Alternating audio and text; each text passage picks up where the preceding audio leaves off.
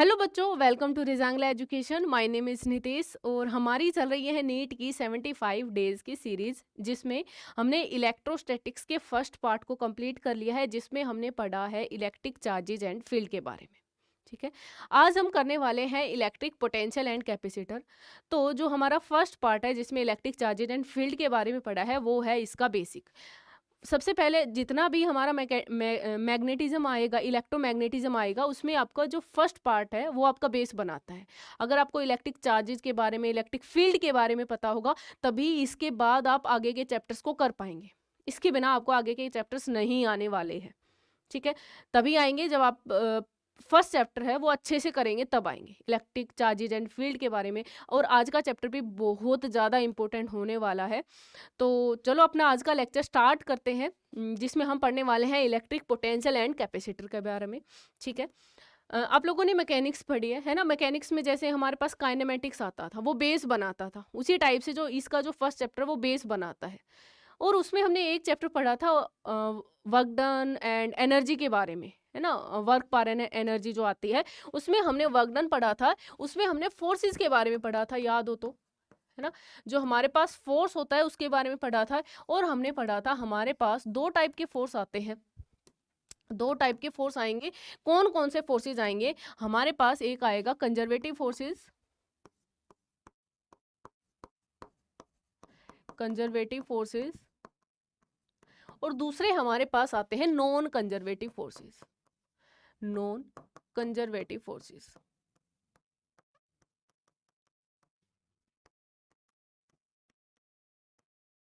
अब conservative forces और non conservative forces होते क्या हैं वो देख लो एक बार। वैसे तो आप लोगों ने रखा होगा। मान लो ये हमारे पास इनिशियल पॉइंट है, ये फाइनल पॉइंट है। अब इनिशियल से फाइनल तक जाने के कई रास्ते हो सकते हैं ना। कई तरीके से हम इनिशियल पॉइंट से फाइनल पॉइंट तक जा सकते हैं। अगर हमारा जो वर्क डन है वो पाथ के ऊपर डिपेंड ना करे, हम किसी भी पाथ से जाएं, वर्क डन आएगा वो सेम आएगा, तो वो होंगे कंजर्वेटिव फोर्सेस। अगर पाथ के ऊपर डिपेंड कर रहा है तो वो होंगे नॉन कंजर्वेटिव फोर्सेस। तो हम कंजर्वेटिव फोर्सेस को कैसे डिफाइन कर सकते हैं? Work done does not depend on path.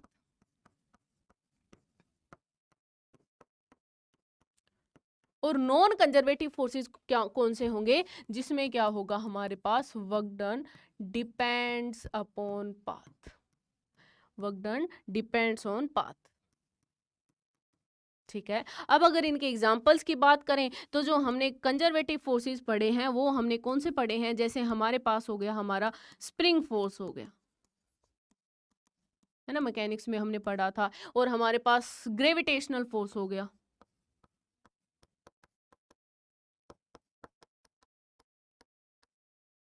कौन सा हो गया? ग्रेविटेशनल फोर्स हो गया हमारे पास एक।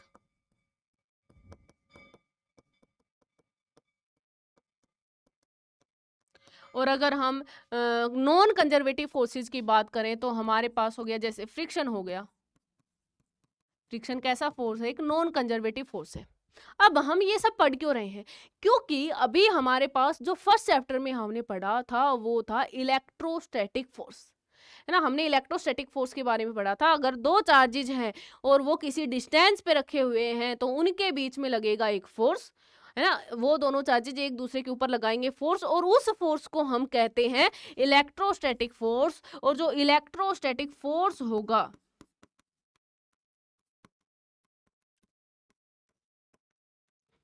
वो कैसा फोर्स होगा? एक कंजर्वेटिव फोर्स होगा। नॉन कंजर्वेटिव के बारे में नहीं पढ़ना, हमें कंजर्वेटिव पे फोकस करना है। अब इलेक्ट्रोस्टैटिक फोर्स कौन सा फोर्स होगा? एक कंजर्वेटिव फोर्स होगा। और जो हमारे पास कंजर्वेटिव फोर्सेज होते हैं उनके लिए हम क्या डिफाइन करते हैं? Potential energy can be defined, है ना। हमने यही तो पढ़ा था मैकेनिक्स। अगर अच्छे से पढ़ी है तो जो भी कंजर्वेटिव फोर्सेस होंगे उनके लिए क्या डिफाइन होगा? उनके लिए पोटेंशियल एनर्जी को हम डिफाइन कर सकते हैं। अब पोटेंशियल एनर्जी एक और टर्म आ गई, लेकिन ये क्या करते हैं? ये चीज़ों को आसान बना देती है। अगर हमारे पास कुछ कुछ क्वेश्चन है ना, वो हम बिना पोटेंशियल एनर्जी के भी कर सकते हैं, लेकिन पोटेंशियल एनर्जी क्या करेगी? उसको और ईजी बना देगी। तो इससे घबराओ मत, इसको समझो। अब याद हो तो हमारे पास जो वर्क डन होता था by conservative forces, by conservative forces किसके इक्वल होता है? वो होता है हमारे पास minus of change in potential energy, minus of change in potential energy. तो यहाँ पे हमारे पास क्या टर्म आ गई? यहाँ पे आ गई हमारे पास पोटेंशियल एनर्जी। तो अब हम पढ़ते हैं पोटेंशियल एनर्जी के बारे में। पोटेंशियल एनर्जी ये तो हमने देख लिया कि होगी क्या। अगर हमारे पास वर्क डन है बाय कंजर्वेटिव फोर्सेस किसके इक्वल होगा? Minus of change in potential energy. अगर ये चेंज बड़ा है तो हम डेल्टा का यूज कर लेंगे, छोटा है तो हम डी यू का यूज कर लेंगे, सिंपल। तो यहाँ से हम क्या लिख सकते हैं? Work done bye conservative forces किसके इक्वल आ गया? Minus of you final minus you initial. क्या आ गया? Work done bye conservative forces किसके इक्वल आ गया? You initial minus U final. ठीक है। अब हमारे पास जो वर्क डन होता है वो किसके इक्वल होता है? Integration over F dot D R के इक्वल होगा। अब एफ की वैल्यू पुट कर दो यहाँ पे, सॉरी वर्क डन की वैल्यू पुट कर दो यहाँ पे, हमारे पास U initial minus U final किसके इक्वल आ जाएगा? U initial minus U final आ गया हमारे पास integration over F dot D R के equal, integration over F dot D R के इक्वल आ गया। ठीक है। अब यहां से हम निकाल सकते हैं, अगर हमें एफ की वैल्यू चाहिए तो हम एफ भी निकाल सकते हैं, minus of D U by D R, हमें एफ की वैल्यू भी मिल जाएगी। ठीक है। और देखो अगर मान लो हमें पोटेंशियल एनर्जी की वैल्यू दी हुई है, एग्जाम्पल करते हैं, हमें दी हुई है potential energy is equal to x square, कितनी दी हुई है कुछ भी ले लो, plus 2x plus 2y, Y भी ले लेते हैं, प्लस 2y, जेड भी दे रखा हो तो वो भी ले सकते हैं। अब हमें निकालना है, क्या निकालना है? हमें निकालना है फोर्स निकालना है। कैसे निकाल सकते हैं? देखो यहाँ पे देखो, अगर हमें फोर्स निकालना है तो हम इसका क्या कर देंगे? पार्शियल डिफरेंशिएशन करेंगे। इसका क्या आएगा? Minus del U by del X I cap minus del U by del Y, minus तो इस माइनस की वजह से आ रहा है, J cap minus del U by del Z K cap. ठीक है, ये हमने मैकेनिक्स में पढ़ा है। अब फोर्स की वैल्यू निकालनी है तो हम फोर्स भी निकाल सकते हैं। कितना आएगा? देखो फोर्स क्या आएगा हमारे पास? पार्शियल डिफरेंशिएशन का मतलब है यू है उसका एक्स के रेस्पेक्ट में डिफरेंशिएशन करना है, बट पार्शियल मतलब एक्स वाली टर्म्स को लेंगे, बाकी जो टर्म्स हैं उनको हम कांस्टेंट ले लेंगे, वाई होगा जेड होगा उसको कांस्टेंट ले लेंगे। जैसे यहाँ पे इसका डिफरेंशिएशन करेंगे एक्स के रेस्पेक्ट में तो एक्स स्क्वायर का तो 2x हो गया, और 2y, y कांस्टेंट लेंगे, अगर x के रेस्पेक्ट में करें तो इसका 0 हो जाएगा। तो minus of 2x I cap, minus आया del U by del Y, इसका y के रेस्पेक्ट में करो तो x को कांस्टेंट ले लो, y के रेस्पेक्ट में करेंगे तो 2 आएगा जे कैप, जेड वाली टर्म्स है नहीं तो वो तो 0 आ गया। तो ये आ गया हमारे पास पोटेंशियल एनर्जी। ठीक है। अब जो हमारे पास पोटेंशियल एनर्जी होती है, जो हमारे पास पोटेंशियल एनर्जी होगी उसका हम चेंज को डिफाइन करते हैं।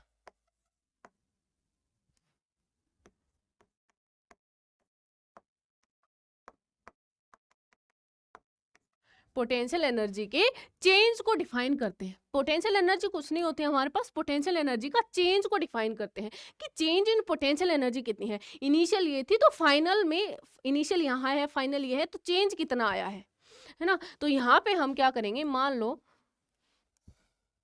लो ये हमारे पास दो चार्जेज है। ठीक है, दो चार्जेज है, कैसे भी ले लो है ना, कोई डिफाइन नहीं कर रहे पॉजिटिव है या नेगेटिव है। ये मेरे पास दे रखा है Q1 और यहाँ पे मेरे पास दे रखा है Q2। कलर दूसरा ले लेते हैं, चलो ये ले लेते हैं। ये हमारे पास आ गया Q1 और ये हमारे पास आ गया Q2। ये हमारे पास ये क्या है? ये फिक्स है, इसको हमने फिक्स कर दिया। इन दोनों के बीच में जो डिस्टेंस दे रखी है वो R1 दे रखी है।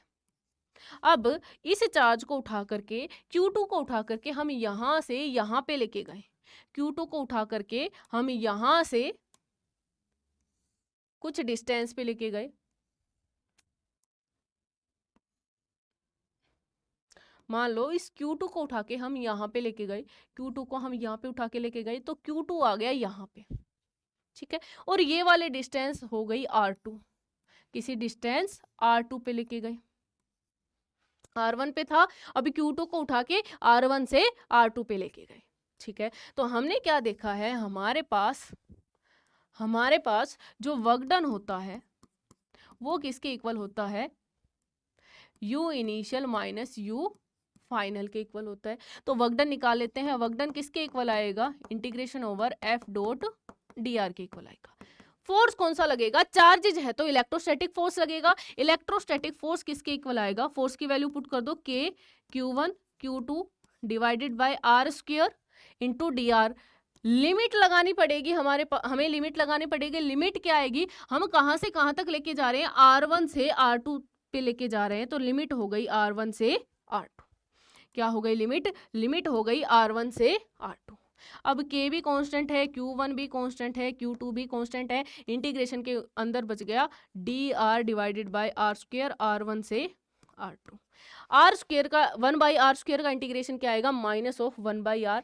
तो ये आ गया हमारे पास वर्क डन किसके इक्वल आ गया, K Q1 Q2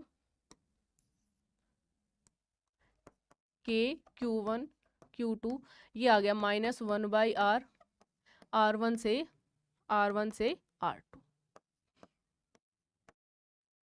value put कर दो, पहले अपर लिमिट पुट करेंगे तो K Q1 Q2, upper limit put करेंगे तो minus 1/r2 minus of 1/r1, तो ये क्या बनेगा 1/r1 माइनस 1/r2, ये बन जाएगा। ठीक है, देख लेना, ये वर्क डन आया और ये किसके इक्वल होगा हमारे पास, U initial minus U final.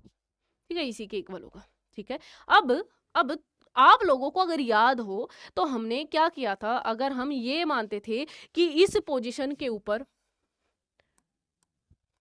अगर हमने ये माना था कि इस पोजीशन के, अगर यहाँ से ये हमारे पास ग्राउंड है और यहाँ से h हाइट पे हमारे पास कुछ चीज रखी हुई है ना, ये हमारे पास मान लो कुछ, यहाँ पे हमारे पास मान लो एक बॉल रखी हुई है। ठीक है, तो हम इस बॉल की पोटेंशियल एनर्जी डिफाइन करते थे, कितनी डिफाइन करते थे इस बॉल की पोटेंशियल एनर्जी, इसकी पोटेंशियल एनर्जी हम डिफाइन करते थे mgh।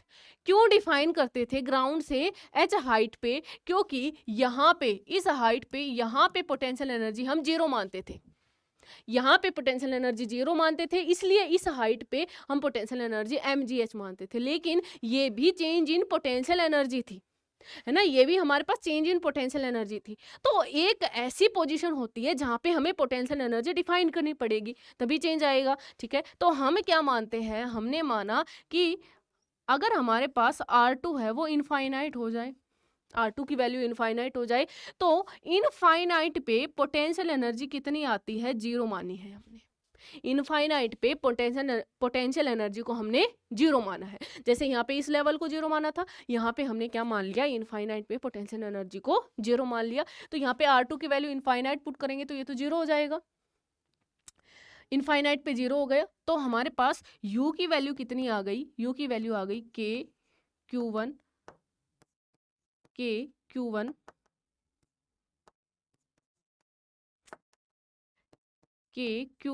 Q2 bye R। और ये कब आई है, अगर हमारे पास यहाँ पे एक चार्ज है Q1, यहाँ पे एक चार्ज है Q2, यहाँ पे एक चार्ज है Q2 और दोनों R डिस्टेंस पे रखे हुए हैं, तो उन दोनों के बीच में पोटेंशियल एनर्जी कितनी होगी, K Q1 Q2 bye R।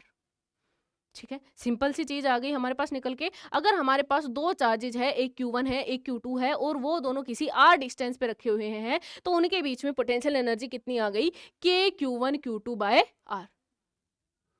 ठीक है, चलो अब चलते हैं हम आगे। नेक्स्ट हम करते हैं, मान लो हमारे पास कोई इस टाइप से सिस्टम आ जाए,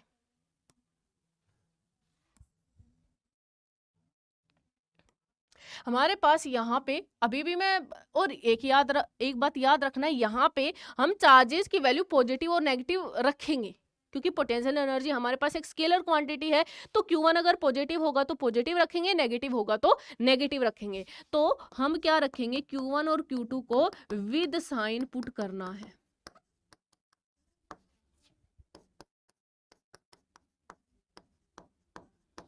ठीक है, Q1 और Q2 को विद साइन पुट करना है। चलो अब अगर हमारे पास यहाँ पे एक चार्ज रखा हुआ है Q1, यहाँ पे एक चार्ज रखा हुआ है Q2 और यहाँ पे एक चार्ज रखा हुआ है Q3, ठीक है। Q1 और Q2 के बीच में डिस्टेंस है वो हमने ले ली R12, Q1 और Q3 के बीच में डिस्टेंस है वो हमने ले ली R13 और Q2 और Q3 के बीच में डिस्टेंस है उसको हमने ले लिया R23। अगर हमें बतानी है कि इस सिस्टम की पोटेंशियल एनर्जी कितनी होगी, इस सिस्टम की पोटेंशियल एनर्जी कितनी होगी, तो हम क्या लिखेंगे, potential energy of the system क्या लिखेंगे कि हम सभी का कॉम्बिनेशन लेंगे। कितने कॉम्बिनेशन बनेंगे, देखो एक तो Q1 और Q2 का बनेगा, एक Q1 और Q3 का बनेगा, एक Q2 और Q3 के बनेगा, सभी का लिखना पड़ेगा हमें, ठीक है। तो हम कैसे लिखेंगे कि Q1 Q2 bye R12 plus के Q1 Q3 bye R13 plus के Q2 Q3 बाय R23, सभी का कॉम्बिनेशन लिखना पड़ेगा हमें। 4 होते तो भी कॉम्बिनेशन बनते, जैसे मान लो मैंने आप लोगों को एक क्वेश्चन दे दिया, ये यहाँ पे हर जगह पे हमारे पास चार्ज रखा हुआ है, ये Q हो गया, ये भी Q हो गया, सारे पॉजिटिव ले रही हूँ मैं, ये भी Q हो गया हमारे पास, ये भी हमारे पास ये एक चार्ज रखा हुआ है Q रखा हुआ है, और ये भी हमारे पास एक चार्ज रखा हुआ है Q चार्ज रखा हुआ है, ठीक है। ये हमारे पास एक स्क्वायर है जिसकी साइड सारी की सारी A है। अब मुझे बतानी है potential energy of the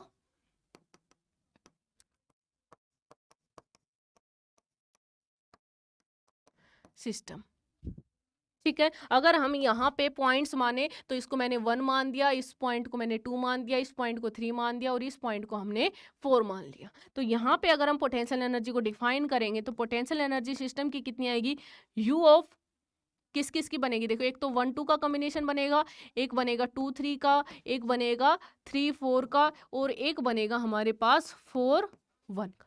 4 combination बन गए। और देखो, और ये 1 3 का भी तो बन सकता है, 1 3 का बन सकता है, हाँ, और 2 4 का भी तो बन सकता है, हाँ 2 4 का भी बन सकता है। एक बन गया 2 4 का, बस सब सिंपल है। अब सभी का लिख दो, जैसे 1 2 की लिखेंगे तो कितनी आएगी के Q1 Q2, Q1 की भी वैल्यू Q है और Q2 की भी वैल्यू Q है, तो कितना आ गया के Q square divided by distance A, plus ये भी यही आएगा के Q square by A plus के Q square by A plus के Q स्क्वायर बाई A।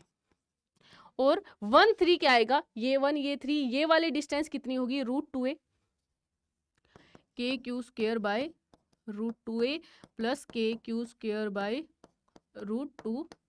अब इन सबको ऐड कर दो, ये 4 टाइम्स हो जाएगा के क्यू स्क्वायर बाई ए।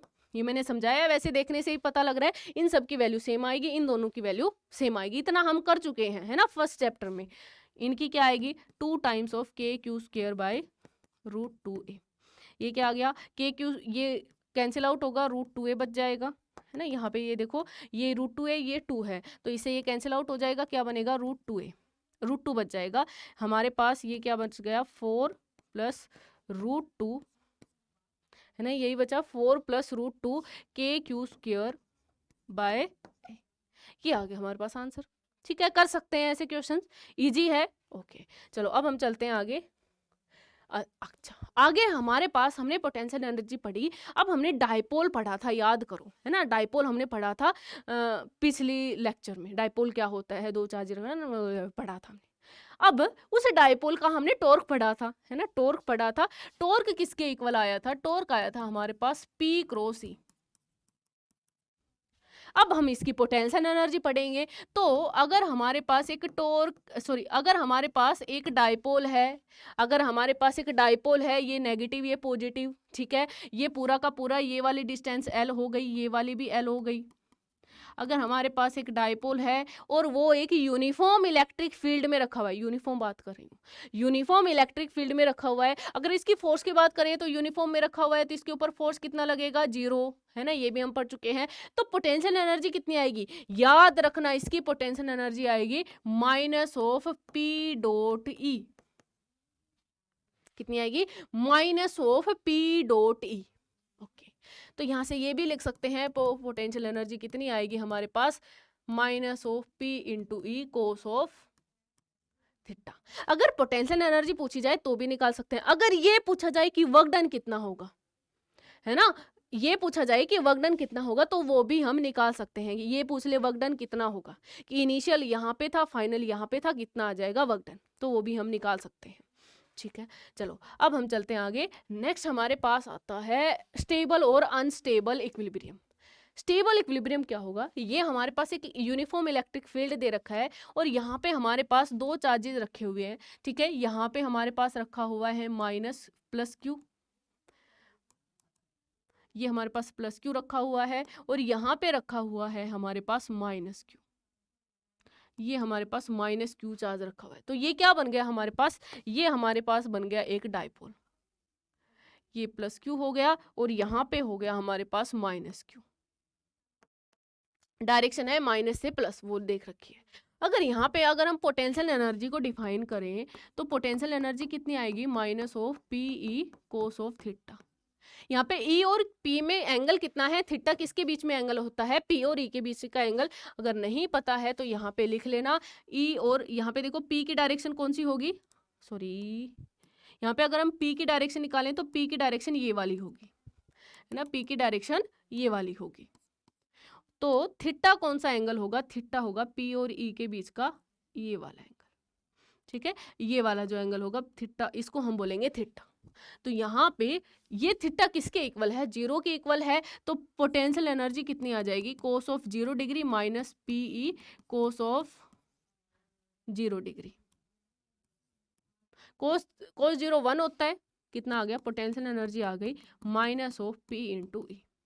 अब अनस्टेबल की बात करते हैं, पोटेंशियल एनर्जी निकाल लो। यहाँ पे डायरेक्शन अपोजिट है तो कितना आएगा, minus of P E cos of theta. Theta की वैल्यू 180 डिग्री है तो पोटेंशियल एनर्जी आ गई minus of P E cos of 180 degree. और ये आ गया पोटेंशियल एनर्जी कितनी आ गई हमारे पास, पोटेंशियल एनर्जी कितनी आ गई हमारे पास, ये कैपिटल पे लिखो,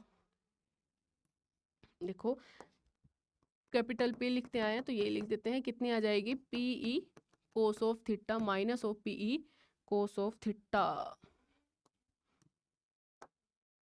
minus of P E cos of theta. तो पोटेंशियल एनर्जी कितनी आ गई, माइनस ऑफ स्मॉल पी को तो हम क्या लिख रहे हैं, डायपोल लिख रहे हैं। ठीक है, कितनी आ गई, minus of P E into cos of 180 degree. Potential energy किसके इक्वल आ गई, कोस 180 हमारे पास -1 होता है तो ये आ गई पी इंटू ई। ठीक है, अब यहाँ पे पोटेंशियल एनर्जी हमारे पास कितनी आई है, माइनस ऑफ पी इंटू ई, और ये कितनी आई है, प्लस ऑफ पी। ठीक है, तो ये कितनी होगी, माइनस है मतलब ये मिनिमम वैल्यू है और ये मैक्सिमम वैल्यू है। तो ये पोटेंशियल एनर्जी यहाँ पे भी हमने मिनिमम लिख रखी है, तो यहाँ पे जो हमारे पास पोटेंशियल एनर्जी आई वो कितनी आ गई, मिनिमम। और यहाँ पे पोटेंशियल एनर्जी कितनी आ गई हमारे पास, मैक्सिमम। ठीक है, देखो स्टेबल इक्विलिब्रियम कौन सा होगा, स्टेबल जैसे मान लो एक कटोरी लो, है ना, कटोरी में हमने एक बोल रख दी तो ऐसे घूम फिर के वो वहीं पे आके रुक जाती है। ठीक है, वो कैसा हो गया, स्टेबल इक्विलिब्रियम, मतलब हमने उसको थोड़ा सा हिलाया तो वो वहीं पे आ जाएगी। अगर अनस्टेबल इक्विलिब्रियम कैसा होगा, अगर हमने उसको ऐसे उल्टा रख दिया और यहाँ पे अगर बॉल रख दी तो उसको हमने थोड़ा सा हिलाया तो अपने पोजीशन से डिस्प्लेस हो जाएगी, वो हो गया अनस्टेबल इक्विलिब्रियम। न्यूट्रल इक्विलिब्रियम कैसा हो गया, कि यहाँ पे रखी हुई है, इधर रखा तो वहां रह गई। ठीक है, ये हो गया न्यूट्रल इक्विलिब्रियम। तो स्टेबल इक्विलिब्रियम की बात करें तो यहाँ पे पोटेंशियल एनर्जी क्या होती है, मिनिमम होती है।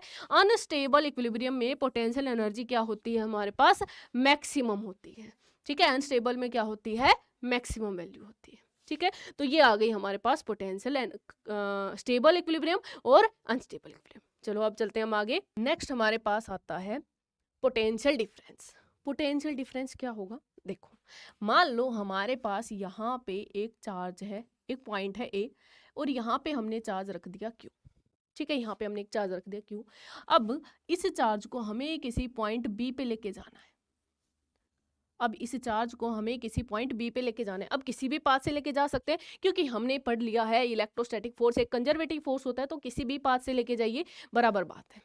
ठीक है, तो यहाँ से हमें इसको यहाँ पे लेके जाना है तो हमें कुछ ना कुछ वर्क करना पड़ेगा। तो यहाँ पे जो पोटेंशियल डिफरेंस आएगा, v final minus v initial, final point b है और इनिशियल पॉइंट a है, इन दोनों के बीच में जो पोटेंशियल डिफरेंस आएगा वो किसके इक्वल आएगा, work done by external agent, कहाँ से लेके गए हैं, a से b लेके गए हैं, डिवाइडेड बाय चार्ज। अब हमने यहाँ पे ये मान लिया कि अगर a है वो इनफाइनाइट पे या b इनफाइनाइट पे, मान लो ए है वो इनफाइनाइट पे है, तो हम क्या कर रहे हैं, हम यहाँ पे कर रहे हैं, एक चार्ज है इनफाइनाइट पे Q, हम उसको कहाँ पे लेके जा रहे हैं, हम उसको किसी पॉइंट B पे लेके जा रहे हैं। अब क्या आ जाएगा, अब इनफाइनाइट पे हमने पोटेंशियल एनर्जी डिफाइन की थी, है ना, हमने पोटेंशियल एनर्जी डिफाइन की थी, कितनी आई थी, वो हमारे पास आई थी 0। तो यहाँ पे पोटेंशियल भी हम इनफाइनाइट पे क्या डिफाइन करते हैं, 0। तो ये क्या आ जाएगा, V at b minus v at infinity is equal to work done in going from infinity to b divided by external agent, work done by external agent in going from infinity to b divided by charge। यहाँ से v at infinity 0 है तो v at b कितना आ गया हमारे पास, work done by external agent divided from infinity to b divided by charge। ठीक है, अब थोड़ी देर पहले हमने पढ़ा था work done bye conservative forces, किसके इक्वल आया था, work done bye conservative forces आया था माइनस ऑफ डेल्टा यू के, इसी के इक्वल आया था। ठीक है, और work done bye conservative forces, यहाँ पे कंजर्वेटिव फोर्स है कौन सा, इलेक्ट्रोस्टैटिक फोर्स है, ये किसके इक्वल आ गया, माइनस ऑफ डेल्टा यू के, you initial minus U final. अब यहाँ पे हमने इनिशियल पॉइंट तो कहाँ पे लिया हुआ है, इन्फिनिटी पे लिया हुआ है, तो ये हमारे पास किसके इक्वल आ गया, हमारे पास देखो, अगर हमारे पास मान लो यहाँ पे एक चार्ज रखा हुआ है, कोई भी एक चार्ज रखा है Q, या फिर हम Q1 नाम दे देते हैं। अब इनफाइनाइट पे हमारे पास एक चार्ज है Q2, उसको हमें इस पॉइंट पे लेके आना है, हम इसको इस पॉइंट पे लेके आ रहे हैं, यहाँ पे लेके आ रहे हैं।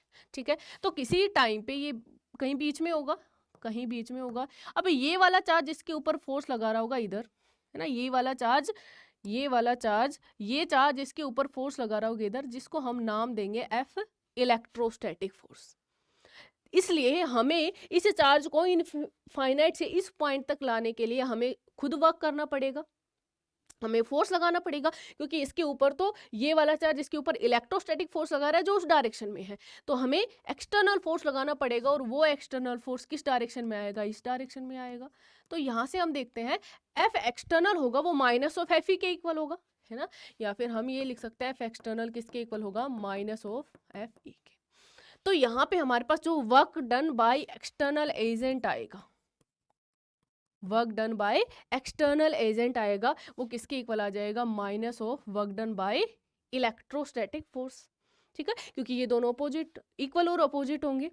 ठीक है, अब तो यहाँ से हम क्या लिख सकते हैं, work done by external agent हम पोटेंशियल एनर्जी के इक्वल लिख सकते हैं, हाँ, क्योंकि हमने इनफाइनाइट पे डिफाइन कर चुके हैं, और ये माइनस डेल्टा यू के इक्वल होगी, तो यहाँ से work done by external agent किसके इक्वल हो जाएगा, यू के इक्वल। तो यहाँ से हमारे पास अगर हम ये पॉइंट कोई भी किसी भी एक पॉइंट के लिए हमारे पास पोटेंशियल किसके इक्वल होगा, potential energy divided by the charge. Simple, important formula है, याद रखना है, पोटेंशियल किसी भी एक पॉइंट पे किसके इक्वल होगा, potential energy divided by the charge. ठीक है, इंपॉर्टेंट है, याद रखना है। चलो अब हम चलते हैं आगे। नेक्स्ट हमारे पास आता है electric potential due to a point charge. जैसे हमने एक पॉइंट चार्ज के लिए इलेक्ट्रिक फील्ड डिफाइन किया था, वैसे ही एक पॉइंट चार्ज के लिए हम पोटेंशियल निकाल लेते हैं। मान लो यहाँ पे हमारे पास एक चार्ज दिया हुआ है Q, पॉजिटिव हो सकता है, नेगेटिव हो सकता है। अब इलेक्ट्रोस्टैटिक, अब पोटेंशियल की बात कर ही रहे हैं तो देखो और बात कर लेते हैं।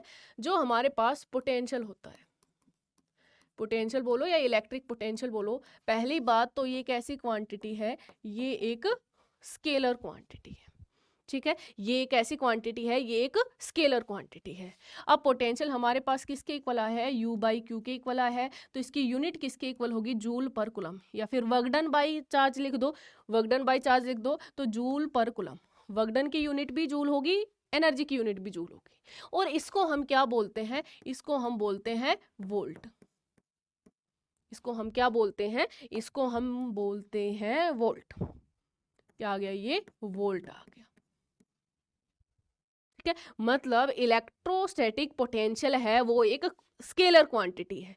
यहाँ पे जो चार्ज आएगा, है ना, इसका मतलब ये हुआ कि यहाँ पे जो चार्ज आएगा उसको हमें साइन के साथ लिखना पड़ेगा। डायरेक्शन तो हमें बतानी नहीं है, तो जो भी चार्ज आएगा उसको हमें साइन के साथ लिखना पड़ेगा। तो अगर हमारे पास यहाँ पे एक चार्ज दिया हुआ है, कुछ भी चार्ज दिया हुआ है, पॉजिटिव है या नेगेटिव है, इसके किसी भी आर डिस्टेंस पे अगर हमें यहाँ पे पोटेंशियल निकालना है, तो वो पोटेंशियल कितना आता है, के क्यू बाय आर। कितना आता है, K Q by are. Q को कैसे पुट करना है, यहाँ पे जो हमारे पास क्यू आएगा उसको हमें विद साइन पुट करना है। क्यू आएगा उसको विद साइन पुट करना है। यहाँ पे अगर हम इलेक्ट्रिक फील्ड निकालते थे वो कितना आता था, के क्यू बाय आर स्क्वेयर, यही आता था, है ना। यहाँ पे याद रखो electric field inversely proportional to r square है, लेकिन पोटेंशियल है वो हमारे पास इनवर्सली प्रोपोर्शनल टू आर है। कई बार पूछा भी जाता है ये चीजें। ठीक है, चलो अब चलते हैं आगे। नेक्स्ट हमारे पास आता है electric potential due to a system of charges. अगर हमारे पास, जैसे हमने इलेक्ट्रिक फील्ड में किया था, फोर्स में करते हैं, अगर हमारे पास कुछ चार्जेस दिए हुए हैं, ये मेरे पास आ गया Q1, Q2, Q3, ऐसे दिए हुए Qn। ठीक है, किसी एक पॉइंट P है, ये हमारे पास पॉइंट P है, ये वाली डिस्टेंस R1 है, ये वाली R2 हो गई, ये वाली R3 हो गई, ये वाली Rn हो गई। ऐसे बहुत सारे चार्जेज हैं। तो पहली बात तो मैंने बोला है इनको साइन के साथ पुट करना है। तो यहाँ पे देखो पोटेंशियल आएगा, उसकी कोई डायरेक्शन तो होगी नहीं, है ना, तो इसको डायरेक्ट लिखो। पोटेंशियल एट P कितना आएगा हमारे पास, के Q1 बाय R1 प्लस के Q2 बाय R2 प्लस के Q3 बाय R3 अब प्लस अप टू के Qn बाय Rn। इसको Q1 Q2 ये भी चार्जेज है, जितने भी चार्जेज हैं उनको साइन के साथ पुट करना है, क्योंकि पोटेंशियल एक स्केलर क्वांटिटी है, ये याद रखना है तुम्हें। चलो आगे चलते हैं। नेक्स्ट हमें एक क्वेश्चन दिया हुआ है, क्या दिया हुआ है, ये नीट में आया हुआ है, क्या दे रखा है, 4 चार्जेस, 4 चार्जेस दे रखे हैं, 4 charges -Q, -Q, 2Q and 2Q are placed one at each corner of the square। क्या एक स्क्वायर दे रखा है, ठीक है, उसके हर एक कॉर्नर पे ये चारों चार्जेस रखे हुए हैं। अब पॉजिटिव नेगेटिव दे रखे हैं तो लिख लेते हैं। यहाँ पे हमारे पास रखा हुआ है -Q, ये -Q हो गया, ये -Q हो गया, और ये -q, यही हो गया। एंड और दे रखा है, यहाँ पे रखा हुआ है हमारे पास 2Q, और ये रख दिया 2Q। दो पॉजिटिव रख रखे हैं, दो नेगेटिव रख रखे हैं। ठीक है, अब पूछा क्या है, are placed at each corner of the square the relation between Q and capital Q and small q में हमें रिलेशन बताना है। कैपिटल Q और स्मॉल q में रिलेशन बताना है, for which the potential, for which the potential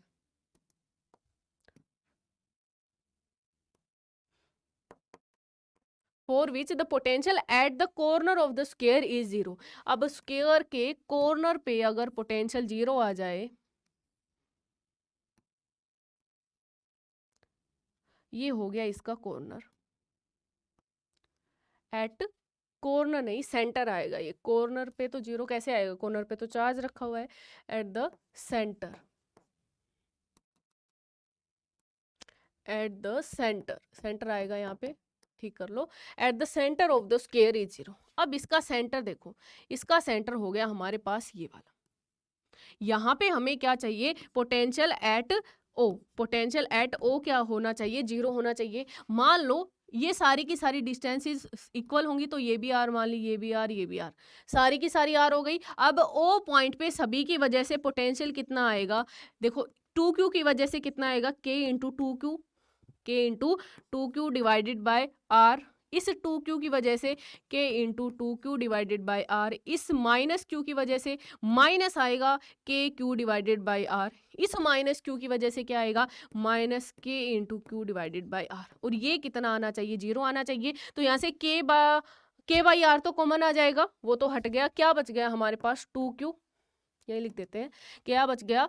2Q plus 2Q minus Q minus capital Q is equal to 0। तो ये आ गया 3Q आ गया, और ये आ गया plus Q which is equal to, नहीं 3Q कहाँ आ गया, ये हमारे पास आ गया ये 2Q, ये माइनस Q है तो ये Q आ गया, और ये भी प्लस Q आ गया विच इज इक्वल टू 0। कितना आ गया हमारे पास? Q is equal to minus Q के इक्वल आ गया। ठीक है, कितना आ गया हमारे पास? Q is equal to minus Q के इक्वल आ गया। ठीक है, ये सिंपल सा था, नीट में आया हुआ था। चलो आगे चलते हैं। हमारे पास दे रखा है electric potential on the axis of a ring. एक रिंग की एक्सिस पे हमें निकालना है इलेक्ट्रिक पोटेंशियल। चलो निकालते हैं। कितना आएगा? देखो यहाँ पे हमने इलेक्ट्रिक फील्ड निकाला था, याद हो तो, है ना। इलेक्ट्रिक फील्ड कितना आया था हमारे पास? वो आया था कि अगर चार्ज हमारे पास Q है, इसके ऊपर पूरे, ये जो रिंग है हमारे पास, इसके पूरे के ऊपर Q चार्ज डिस्ट्रीब्यूट है, यूनिफॉर्मली डिस्ट्रीब्यूट है, तो किसी डिस्टेंस x के ऊपर अगर इसकी रेडियस r है तो कितना इलेक्ट्रिक फील्ड आया था? KQX divided by r square plus x square की पावर 3/2, ये आया था हमारे पास इलेक्ट्रिक फील्ड। और पोटेंशियल कितना आएगा हमारे पास? ये आ जाएगा KQ divided by r square plus x square root, x square plus r square का रूट। ठीक है, ये आ गया हमारे पास पोटेंशियल आ गया। ठीक है, चलो अब चलते हैं आगे। नेक्स्ट हमारे पास दे रखा है डाइपोल। डाइपोल हमने पढ़ा था, electric field due to a dipole पढ़ा था, सेम वैसे ही आएगा हमारे पास electric potential due to a dipole. अब याद रखना पोटेंशियल जैसे हमने 3 जगह पे पढ़ा था, एक्सिस पे कितना होगा, इक्वेटोरियल पे कितना होगा, किसी भी जनरल पॉइंट पे कितना होगा। तो एक्सिस पे याद रखना हमारे पास एक नेचुरल फॉर्मूला याद रख लो। हमारे पास जो पोटेंशियल किसी भी एक जनरल पॉइंट पे आता है वो कितना आता है? KP cos theta divided by r square, KP cos theta by r square, ये याद रख लो, KP cos theta by r square. अगर हम एक्सिस की बात करेंगे, एक्सियल पॉइंट की बात करेंगे, तो यहाँ पे हमारे पास थीटा कितना हो जाएगा? 0 डिग्री होगा। कोस 0 1 होता है, तो यहाँ पे हमारे पास पोटेंशियल कितना आएगा? KP by r square. अब इक्वेटोरियल पॉइंट पे थीटा होगा, वो कितना होगा हमारे पास? 90 डिग्री होगा, तो यहाँ पे पोटेंशियल कितना आएगा हमारे पास? 0, है ना। थीटा की वैल्यू 90 डिग्री, तो कितना आ जाएगा? 0 आ जाएगा। ठीक है, और अगर जनरल पॉइंट पे पूछा है तो ये तो मैंने बता दिया, किसी भी एक जनरल पॉइंट पे पोटेंशियल कितना होता है? KP cos theta by r square. ठीक है, सिंपल है। ओके, चलो अब एक क्वेश्चन आ रहा है। क्या दे रखा है? An electric dipole has a dipole moment of 16 into 10 to the power minus 9 coulomb. हमें क्या दे रखा है? हमें P की वैल्यू दे रखी है, कितनी दे रखी है? 16 into 10 to the power minus 9 coulomb. The electric potential due to the dipole at a distance 0.6 metre, कितने डिस्टेंस पे निकालना है? 0.6 मीटर पे निकालना है from the centre of the dipole, क्योंकि हम सेंटर से ही डिस्टेंस लेते हैं, जो भी डिस्टेंस लेते हैं। Situated on the line making an angle of 60 degree with the dipole axis. कितना एंगल दे रखा है? 60 डिग्री दे रखा है, तो डायरेक्ट निकालो। हमारे पास डाइपोल मोमेंट की वजह से पोटेंशियल कितना होता है ना, ये पूछा है 60 डिग्री। ठीक है, पोटेंशियल पूछा है हमसे कितना होता है? KP cos theta by r square. Value put कर दो। K की वैल्यू होगी हमारे पास 9 into 10 to the power 9 into P की वैल्यू हमें दे रखी है, कितनी दे रखी है? 16 into 10 to the power minus 9। Cos theta की वैल्यू पुट कर दो, cos 60 degree divided by r square. R square कहाँ है? 0.6 मीटर, मतलब 0.6 का स्क्वायर। ये देखो 10 टू द पावर माइनस 9 से ये कैंसिल आउट हो गया। ये कितना आ गया हमारे पास? 9 इंटू 16 इंटू कोस 60 हो गया 1/2 इंटू 0.6 इंटू 0.6।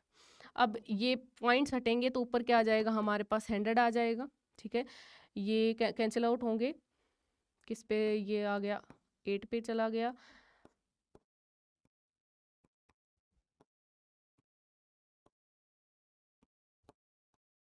ये हमारे पास कितना आ गया? ये 2 बच गया, कितना आ गया हमारे पास? 200 वोल्ट। कितना आ गया हमारे पास 200 वोल्ट। सिंपल सी कैलकुलेशन थी, हमें बस ये फॉर्मूला लगाना था K P cos theta by r square. आपको ये वाला फॉर्मूला याद रखना है, के पी किसी भी एक जनरल पॉइंट पे पोटेंशियल कितना होता है, K P cos theta by r square. और ये याद रखना कि जैसे देखो हमारे पास पोटेंशियल हुआ था, जो हमारे पास इलेक्ट्रिक फील्ड था, याद है इलेक्ट्रिक फील्ड हमारे पास इनवर्सली प्रोपोर्शनल आता था किसके, आर क्यूब के, है ना, डायरेक्ट इससे भी पूछ सकता है, इनवर्सली प्रोपोर्शनल था आर क्यूब के। और याद रखना पोटेंशियल किसके इनवर्सली प्रोपोर्शनल है, आर स्क्वायर के। किसके लिए, डायपोल के लिए। किसके लिए है ये वाली चीज, डायपोल के लिए। एक पॉइंट चार्ज के लिए इलेक्ट्रिक फील्ड है वो inversely proportional to r square है, और potential inversely proportional to r है। ठीक है, चलो नेक्स्ट। हाँ, नेक्स्ट हमारे पास आता है वी वर्सेस आर ग्राफ। ठीक है, V versus r graph. V versus r graph निकालते हैं। देखो किसके लिए निकालना है हमें, किसके लिए, ये कुछ मिसिंग है यहाँ पे, देखो हाँ कुछ मिसिंग है यहाँ पे, एक सेकेंड रुको, एक सेकेंड, चलो लिख लेते हैं। किसके लिए था वो वी वर्सेस आर ग्राफ। देखो हमें निकालना है electric potential, electric potential due to a conducting sphere. जैसे हमने फील्ड किया था ना, इलेक्ट्रिक फील्ड किया था, कंडक्टिंग के लिए कितना आता था, नॉन कंडक्टिंग के लिए कितना था। नॉन कंडक्टिंग आपके सिलेबस में डायरेक्टली नहीं दिया हुआ है, लेकिन फिर भी कर लेते हैं, है ना, छोटा सा ही तो है। तो electric potential due to a conducting sphere. अब ये कंडक्टिंग स्फीयर चाहे कैसे भी हो, अगर मैंने बताया था कंडक्टिंग स्फीयर है, कंडक्टर है, तो जो भी चार्ज रखेंगे वो कहाँ पे आ जाएगा, सरफेस पे आ जाएगा, चाहे वो होलो हो चाहे वो सॉलिड हो। तो यहाँ पे हम दोनों की बात कर लेते हैं, चाहे वो होलो हो या फिर चाहे वो सॉलिड हो। चलो क्या आएगा, देखो पहले एक बना लेते हैं स्फीयर। ये आ गया हमारे पास एक स्फीयर। अगर हमने इसको चार्ज दिया, हमने इसको चार्ज दिया, तो वो सारा का सारा चार्ज कहाँ पे आ जाएगा,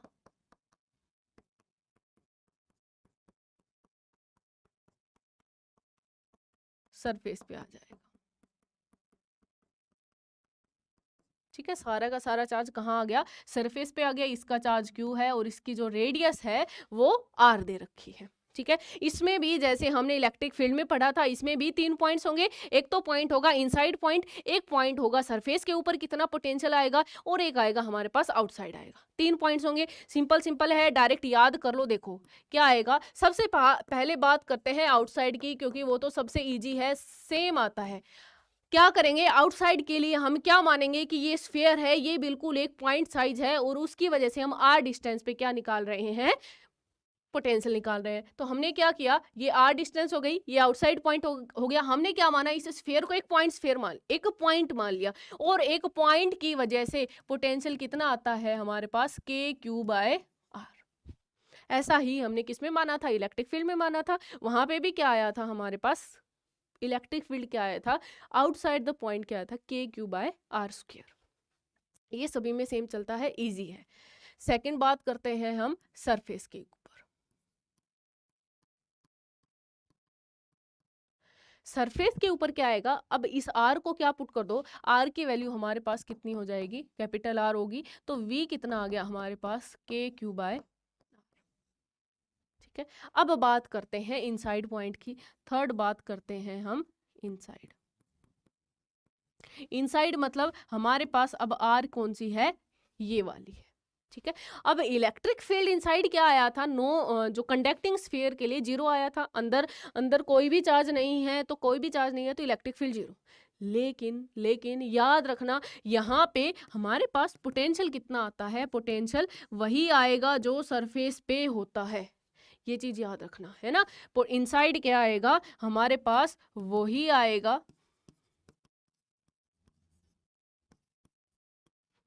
जो सरफेस पे होगा।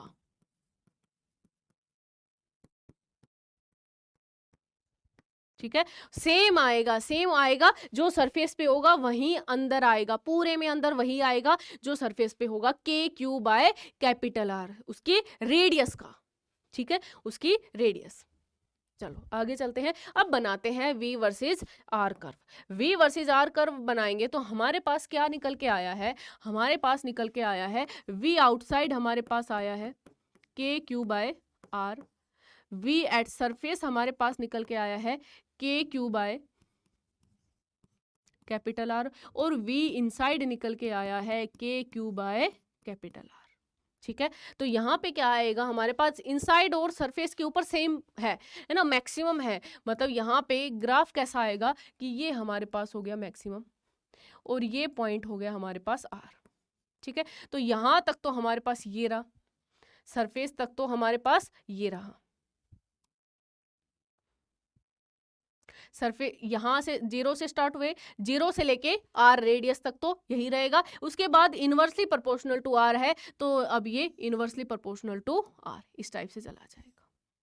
ठीक है, तो ये आ गया हमारे पास, ग्राफ आ गया V वर्सेस R में, किसके लिए, किसके लिए, एक कंडक्टिंग स्फीयर के लिए, ऐसे ही नॉन कंडक्टिंग के लिए बनाएंगे। हाँ चलो देखते हैं आगे आगे। अच्छा एक न्यूमेरिकल कर लेते हैं, देखो इससे आपको सब कुछ समझ में आ जाएगा कि हमें करना क्या है, क्या किया। चलो हमारे पास ये दो स्फीयर दे रखे हैं, कंडक्टिंग है, सिंपल सी बात है, कंडक्टिंग की बात कर रहे हैं अभी तक,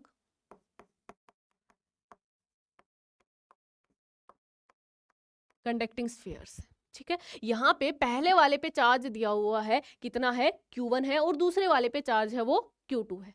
होलो हो चाहे सॉलिड हो, दोनों में सेम आएगा, है ना, क्योंकि चार्ज कहाँ पे आ जाएगा, चार्ज सरफेस के ऊपर आ जाएगा। पहले पे Q1 है, दूसरे पे Q2 है, इसकी रेडियस R1 है, इसकी रेडियस R2 है।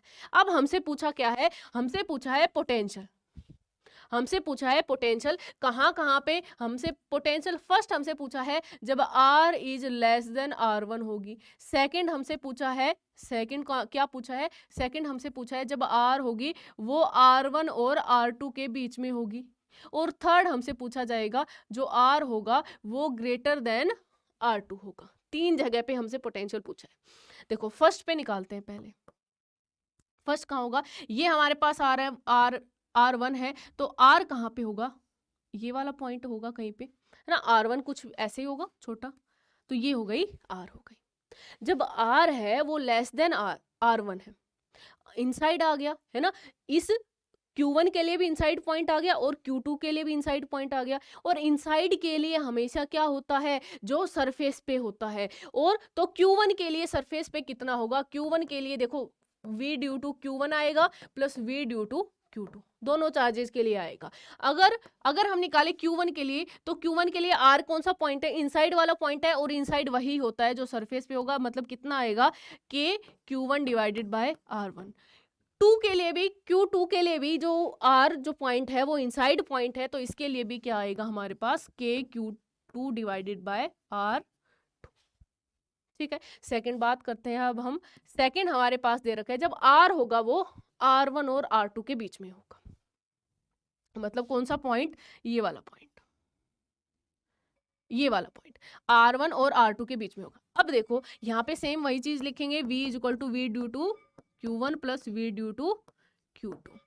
अब Q1 के लिए देखो, Q1 के लिए यहाँ पे रह गया Q1, तो ये रहा Q1 के लिए जो ये वाला R है, ये वाला जो R है, ये तो आउटसाइड पॉइंट हो गया, और आउटसाइड के लिए क्या होता है, एक पॉइंट चार्ज मान लो, मतलब इसके लिए कितना आ जाएगा, KQ1 बाय R। और 2 के लिए तो अभी भी ये इनसाइड वाला पॉइंट है, तो कितना आएगा, KQ2 बाय R, जो सरफेस पे होगा वही आएगा। ठीक है, थर्ड देखो, थर्ड हमारे पास क्या आएगा, फिर वही लिखेंगे, थर्ड पॉइंट कौन सा आएगा, थर्ड ये वाला आएगा, ये वाला हो गया हमारे पास। ठीक है, यहाँ पे भी लिखेंगे V due to Q1 plus V due to Q2। अब Q1 के लिए, Q1 के लिए ये Q1 है, Q1 के लिए ये पॉइंट आउटसाइड है, Q2 के लिए भी ये वाला पॉइंट आउटसाइड है, तो कितना आ जाएगा आउटसाइड के लिए, KQ by KQ by KQ1 by R plus KQ2 by, ठीक है, ऐसे क्वेश्चन कर सकते हो, अच्छे मतलब बहुत इजी होते हैं ये क्वेश्चन। बस आपको एक बार इसकी कंसेप्ट समझ में आना चाहिए कि क्या होगा। इनसाइड कैसे, इनसाइड हमेशा वही होगा जो सरफेस पे होगा। आउटसाइड के लिए क्या करो, सरफेस पे तो हमें पता है के क्यू बाई उसकी रेडियस। अब आउटसाइड क्या होगा हमारे पास, आउटसाइड के लिए चाहे इलेक्ट्रिक फील्ड हो चाहे पोटेंशियल हो, उस स्फीयर को क्या मान लो, एक पॉइंट चार्ज मान लो। सबसे ज्यादा आपके सिलेबस में दे रखा है वो इंपॉर्टेंट यही है, कंडक्टिंग स्फीयर्स। लेकिन हम नॉन कंडक्टिंग के लिए भी देख लेते हैं, है ना, ये डायरेक्टली मेंशन नहीं है लेकिन देख लेते हैं, डायरेक्ट देख लेते हैं। नॉन कंडक्टिंग हमारे पास अगर एक सॉलिड स्फीयर है, उसमें जहां पे चार्ज रखेंगे वो वहीं पे रह जाएगा, जैसे इसके वॉल्यूम में चार्ज रह गया। तो इसके लिए अगर हम बात करेंगे, फर्स्ट पॉइंट, अगर हम आउटसाइड की बात करेंगे, बस याद कर लो, आउटसाइड के लिए हमारे पास पोटेंशियल कितना आएगा, फिर से इसको क्या मान लो, एक पॉइंट चार्ज मान लो। और यहाँ पे इस पॉइंट चार्ज के लिए क्या आता है, K Q by capital Q है तो के क्यू बाय आर। ठीक है, ये तो सिंपल है। सेकंड क्या करो, सरफेस पे, सरफेस के पे क्या करो, आर किसके इक्वल होगा हमारे पास, कैपिटल आर के इक्वल। तो वी किसके इक्वल आ गया, के क्यू बाय। ये तो सेम है, जो अभी क्या था वैसा ही सेम आया है। अब इनसाइड की बात करते हैं। इनसाइड में इसमें देखो इलेक्ट्रिक फील्ड भी अलग आया था हमारे पास, है ना, तो यहाँ पे इलेक्ट्रिक फील्ड आया था, तो पोटेंशियल कितना आएगा। तो इनसाइड की बात कर लेते हैं। इनसाइड हमारे पास पोटेंशियल कितना आता है, याद रखना, के Q divided by 2r³ into 3r² minus r²। थोड़ा बड़ा है लेकिन याद कर लो, क्या अब तक कब आ जाए, है ना, कितना आएगा हमारे पास, के Q divided by 2r³ into 3r² minus r²। ठीक है, अगर हम बात करें, ये तो हमारे पास हो गया इनसाइड। इनसाइड किसी भी एक r डिस्टेंस पे निकालना है तो ये होगा। अगर हमारे पास इनसाइड में r इज इक्वल टू क्या हो जाए, 0, मतलब सेंटर पे, मतलब हम किस पे निकाल रहे हैं, एट सेंटर। सेंटर पे क्या होगा, r is equal to 0, r की वैल्यू पुट करेंगे 0, तो ये क्या आ जाएगा हमारे पास, v की वैल्यू आ जाएगी 3/2 के क्यू बाय, कितनी आ जाएगी, 3/2 के क्यू बाई आर। के क्यू बाई आर क्या है हमारे पास, सरफेस के ऊपर, है ना, तो कितना आ जाएगा, एट सेंटर के ऊपर आएगा 3/2 टाइम्स एट सरफेस। ठीक है, चलो इतना तो याद रख लो। अब इसका भी निकाल लेते हैं, v वर्सेस r कर्व।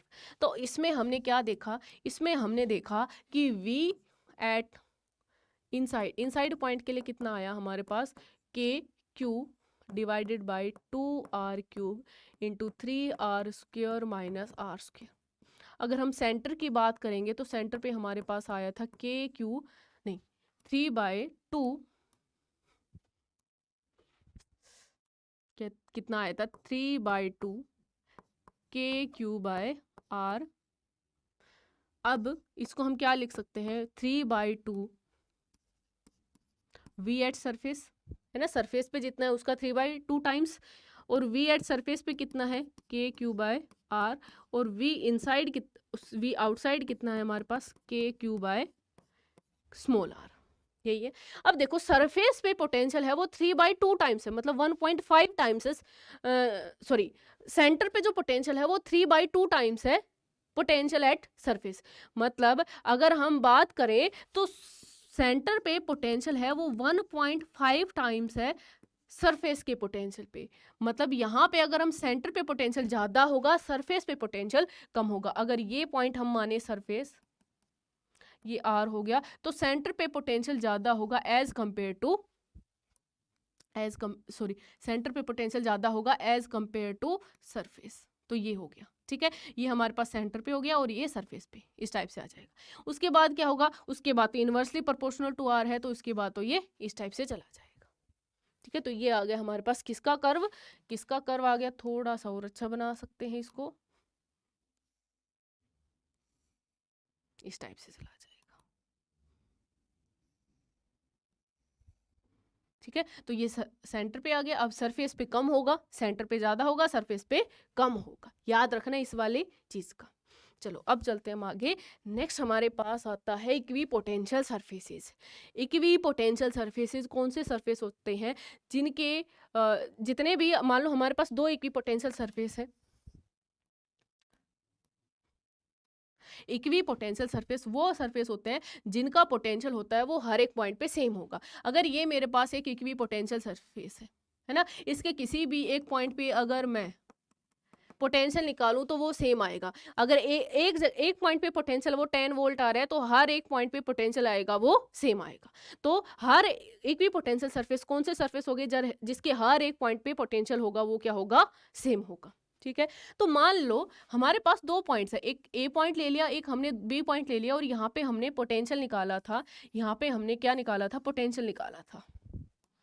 क्या पोटेंशियल निकाला था, V at B minus V at A किसके इक्वल आया था, work done by external agent from A to B divided by charge. अब इक्वी पोटेंशियल सरफेस के बारे में कुछ एक बातें डायरेक्ट याद रख लो। क्या क्या बातें होती है कि यहाँ पे पोटेंशियल होगा, मतलब पोटेंशियल में जो डिफरेंस होगा, डेल्टा वी की बात कर रही हूँ, डेल्टा वी मतलब पोटेंशियल में जो डिफरेंस होगा, कहाँ गया, मतलब पोटेंशियल में जो डिफरेंस होगा V B minus V A, जो भी डिफरेंस होगा, दो पॉइंट्स है। अगर ये मेरे पास एक इक्वी पोटेंशियल सरफेस है, ये क्या है, एक इक्वी पोटेंशियल सरफेस है, और इसका ये एक ए पॉइंट है और ये बी पॉइंट है, तो यहाँ पे डेल्टा वी होगा, मतलब वी, या फिर कुछ और नाम दे देते हैं, ये पी है और ये क्यू है, ठीक है, नाम दे देते हैं पी और क्यू, या फिर ठीक है ए और बी दे देते हैं, ए हो गया और बी हो गया। ठीक है, तो यहाँ पे क्या आएगा हमारे पास, V at A equal to V at B,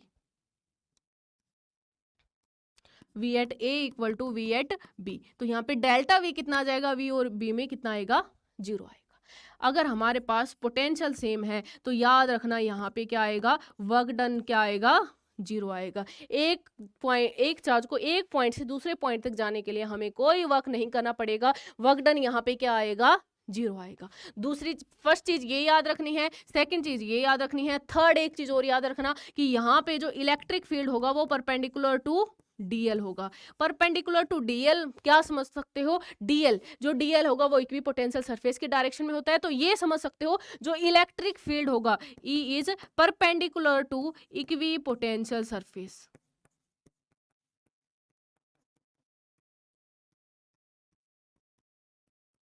ई क्या होगा हमारे पास, परपेंडिकुलर होगा इक्वी पोटेंशियल सरफेस पे। ये तीनों चीजें याद रखनी है आप लोगों को।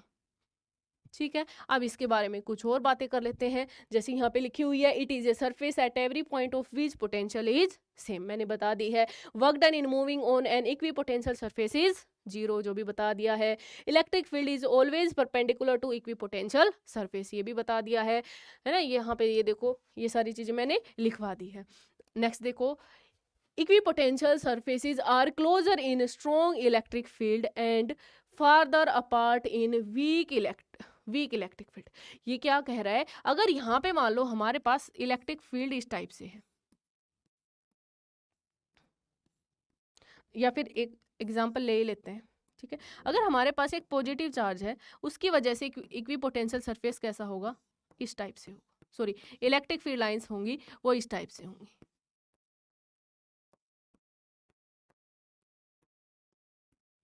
ठीक है, इस टाइप से होंगी। तो ये क्या कह रहा है कि जो इक्विपोटेंशियल सरफेस अगर हम किसी भी एक चार्ज के अराउंड बनाएंगे, देखो इक्विपोटेंशियल सरफेस हमें बनाना आना चाहिए। यहाँ पे अगर हम इक्विपोटेंशियल सरफेस बनाएंगे तो वो एक पॉइंट चार्ज की वजह से इस टाइप से बनते हैं। तो ये कह रहा है कि जब यहाँ पे लाइंस है, देखो यहाँ पे पास में लाइंस है वो क्लोजर है, तो यहाँ पे इक्विपोटेंशियल सरफेसेस हैं वो पास पास होंगे, और यहाँ पे ऐसे दूर दूर होते चले जाएंगे। ठीक है, यही मतलब है इसका।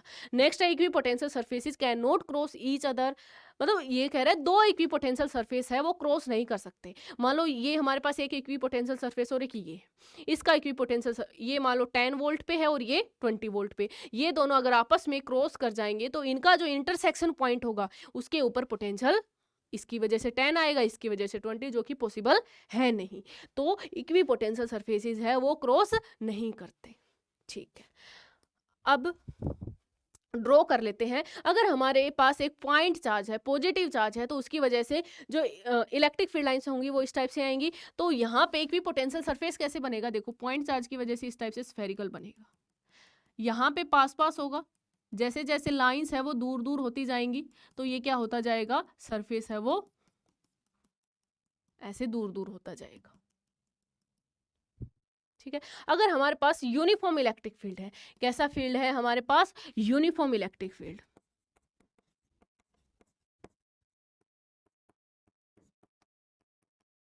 यूनिफॉर्म इलेक्ट्रिक फील्ड,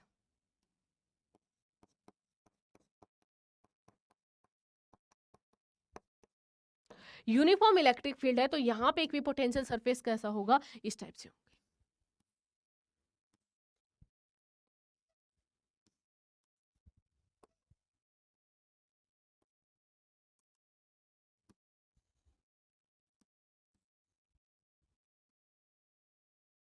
है ना, इस टाइप से होंगी। जैसे ये इक्विपोटेंशियल सरफेसेज है, ये इक्विपोटेंशियल सरफेसेज है और इलेक्ट्रिक फील्ड लाइंस ऐसे जा रही है, ठीक है, परपेंडिकुलरली। ये यहाँ पे कैसे होंगे, परपेंडिकुलर होंगे। ये इलेक्ट्रिक फील्ड लाइन जा रही है और ऐसे इक्विपोटेंशियल सरफेसेज है, ठीक है, इस टाइप से होगा। अगर हमारे पास एक पॉजिटिव है एक नेगेटिव है, मतलब डायपोल रखा हुआ है एक, तो यहाँ पे इलेक्ट्रिक फील्ड लाइंस तो हमने देख ली है, इस टाइप से होंगी। इक्विपोटेंशियल सरफेस कैसा होगा, देखो यहाँ पे, देखो यहाँ पे अगर हम और लाइंस बनाएंगे, तो मैंने कम बनाई है, अगर हम और लाइंस बनाएंगे तो इस टाइप से आएंगी।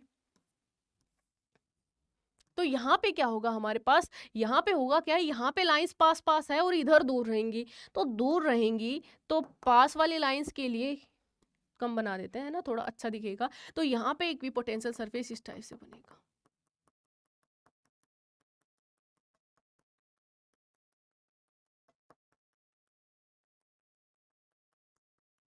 इस टाइप से बनेगा। इधर क्लोजर होंगी, इधर दूर दूर होंगी, है ना, इस टाइप से।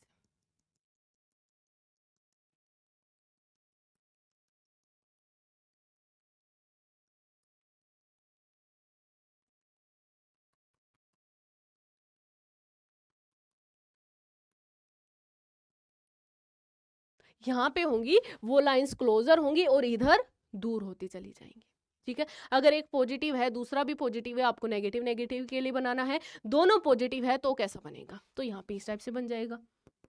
ये सारी चीजें याद रखनी है आपको। देख पॉजिटिव के लिए तो अभी अभी हमने बनाया था, पास में तो इधर ही ऐसा ही रहेगा, है ना, पास में तो ये ऐसा ही रहेगा। मैंने कम लाइंस इसलिए बनाई है ताकि आपको अच्छे से दिखे। फिर इस टाइप से ये हो जाएगा, ये इस टाइप से हो जाएगा,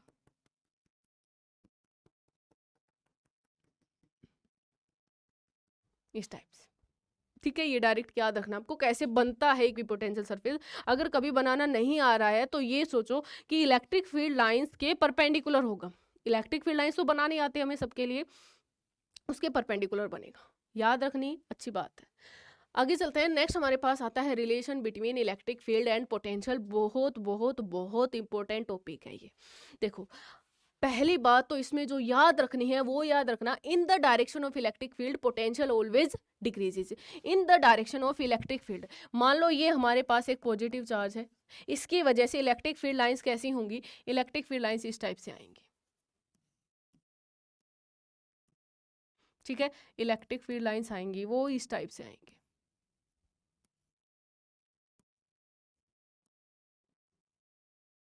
ऐसे आएंगी। यहाँ पे अगर हम इक्विपोटेंशियल सरफेस बनाएंगे तो वो ऐसे बनेगा।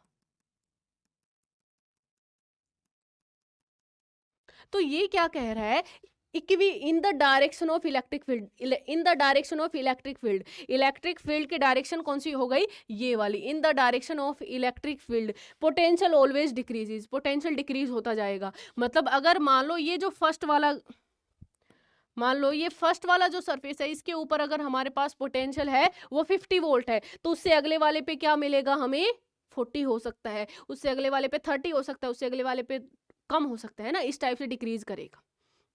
जैसे अगर मान लो ये मेरे पास एक पॉइंट चार्ज है, इधर इस पॉजिटिव चार्ज की वजह से इलेक्ट्रिक फील्ड लाइंस कैसी होंगी, इस टाइप से होंगी, है ना। ये मान लो डिस्टेंस हो गई 1 मीटर 2 मीटर 3 मीटर 4 मीटर, यहाँ पे निकालेंगे तो के, ये हमारे पास चार्ज क्यू है, के क्यू बाय 1, के क्यू बाय 2, के क्यू बाय 3। देखो यहाँ पे पोटेंशियल है वो क्या हो रहा है, डिक्रीज होता जा रहा है ना, यही बता रही हूँ। In the direction of electric field potential always decreases, potential होगा वो हमेशा डिक्रीज करेगा।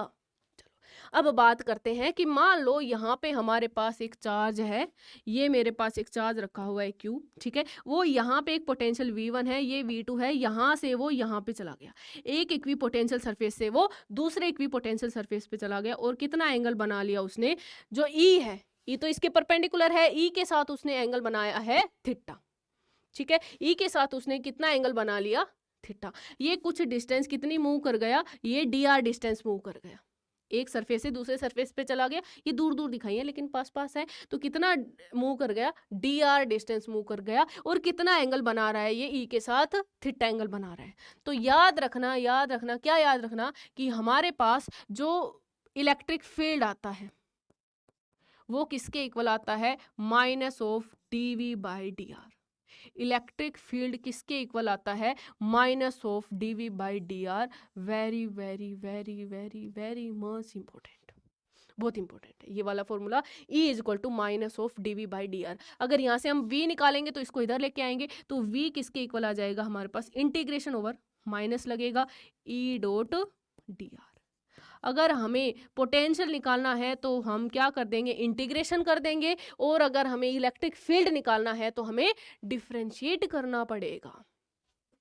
तो यहां से लिख सकते हैं हम, क्योंकि इलेक्ट्रिक फील्ड एक वेक्टर क्वांटिटी है तो इसका एक x कंपोनेंट आएगा, तो x आएगा, उसको हम क्या लिखेंगे, डेल v/डेल x, माइनस में आएगा है ना, साथ में ये माइनस भी आएगा, माइनस ऑफ डेल v/डेल x। ई वाई क्या आएगा हमारे पास, माइनस ऑफ डेल v/डेल y, और ई जेड क्या आएगा हमारे पास, माइनस ऑफ डेल v/डेल z। यहाँ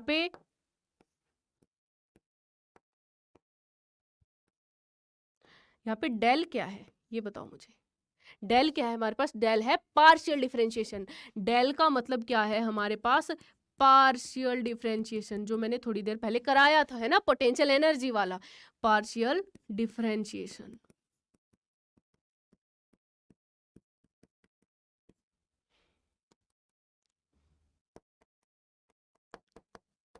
पार्शियल डिफरेंशिएशन का मतलब क्या है, अगर मान लो हमारे पास कुछ वैल्यू दे रखी है और अगर हमें उसका x के रेस्पेक्ट में डिफरेंशिएशन करना है, तो x के अलावा कुछ भी हो और कोई भी चीज़ हो उसको हम कांस्टेंट मानेंगे, चाहे वो y हो चाहे z हो, बाकी चीज़ों को कांस्टेंट मानो, x के रेस्पेक्ट में डिफरेंशिएट कर दो, ठीक है। इंपॉर्टेंट है ये वाली स्लाइड बहुत ज़्यादा।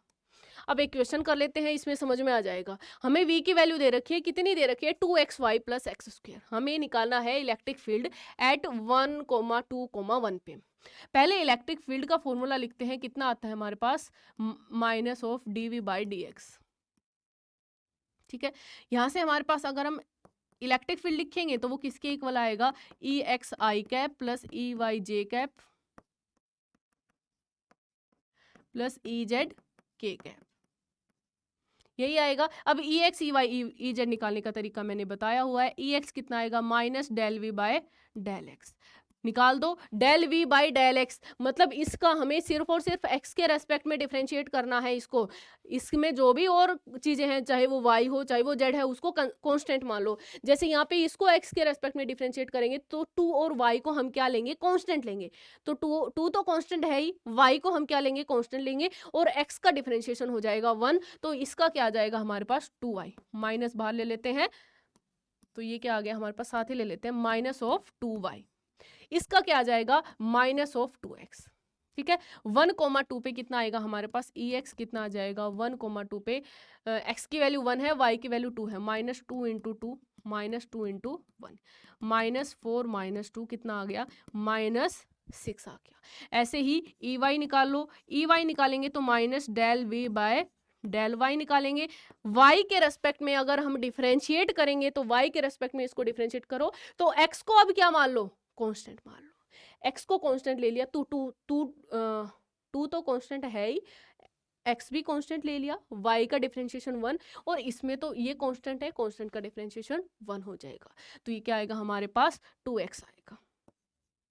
अब 1, 2, 1 पे निकाल लो, तो EY हमारे पास कितना आ जाएगा, 2 × 1, तो EY की वैल्यू आ गई हमारे पास 2 आएगा। EZ और निकाल लो, EZ की वैल्यू कितनी आएगी हमारे पास, यही निकाल लेते हैं,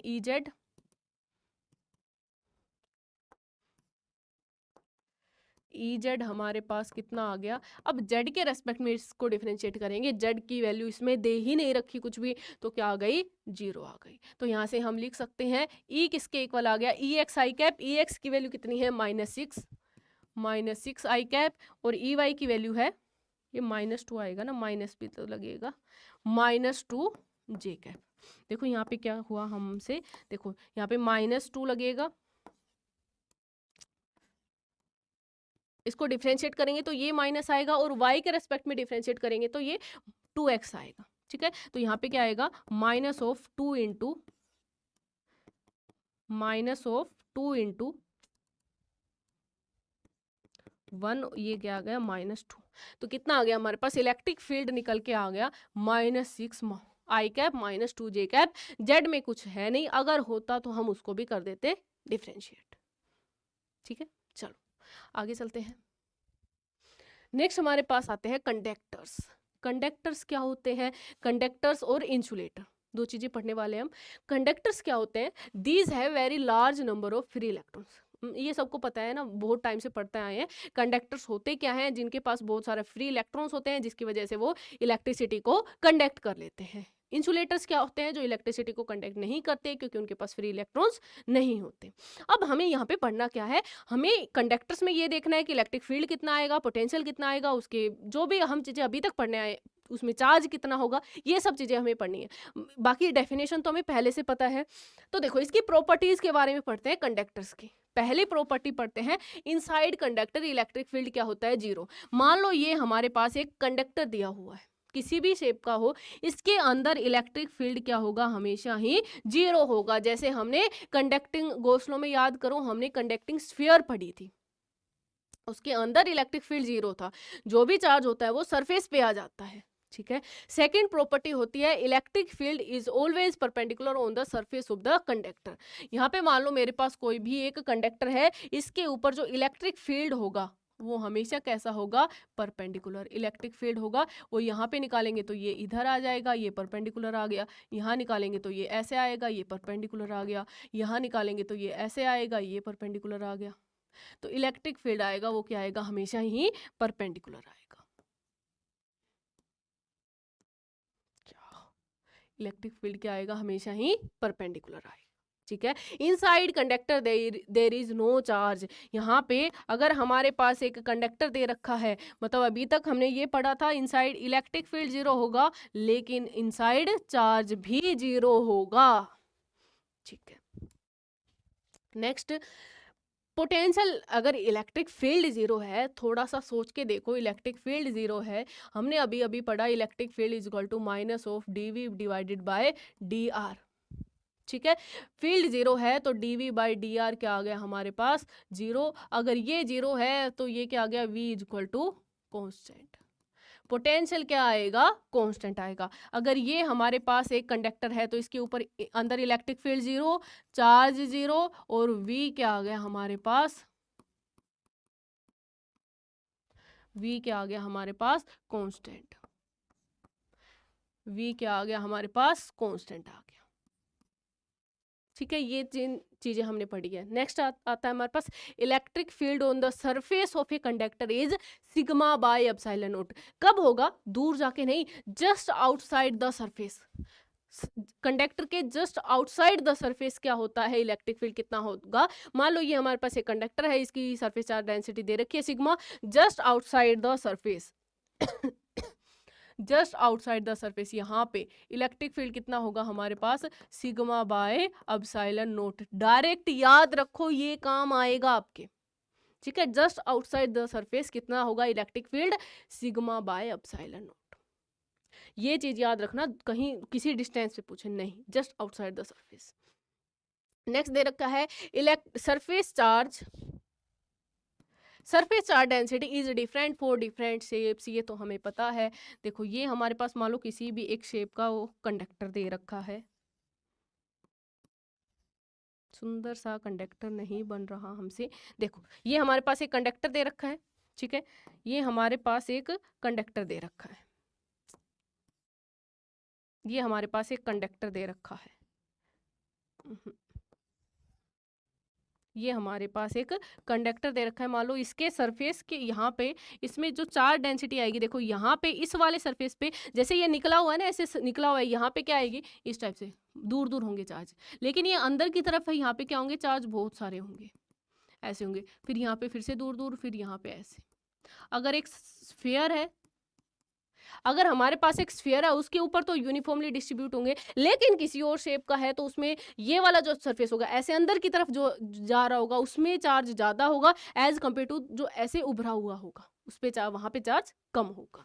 ठीक है, बस यही बताया इसमें।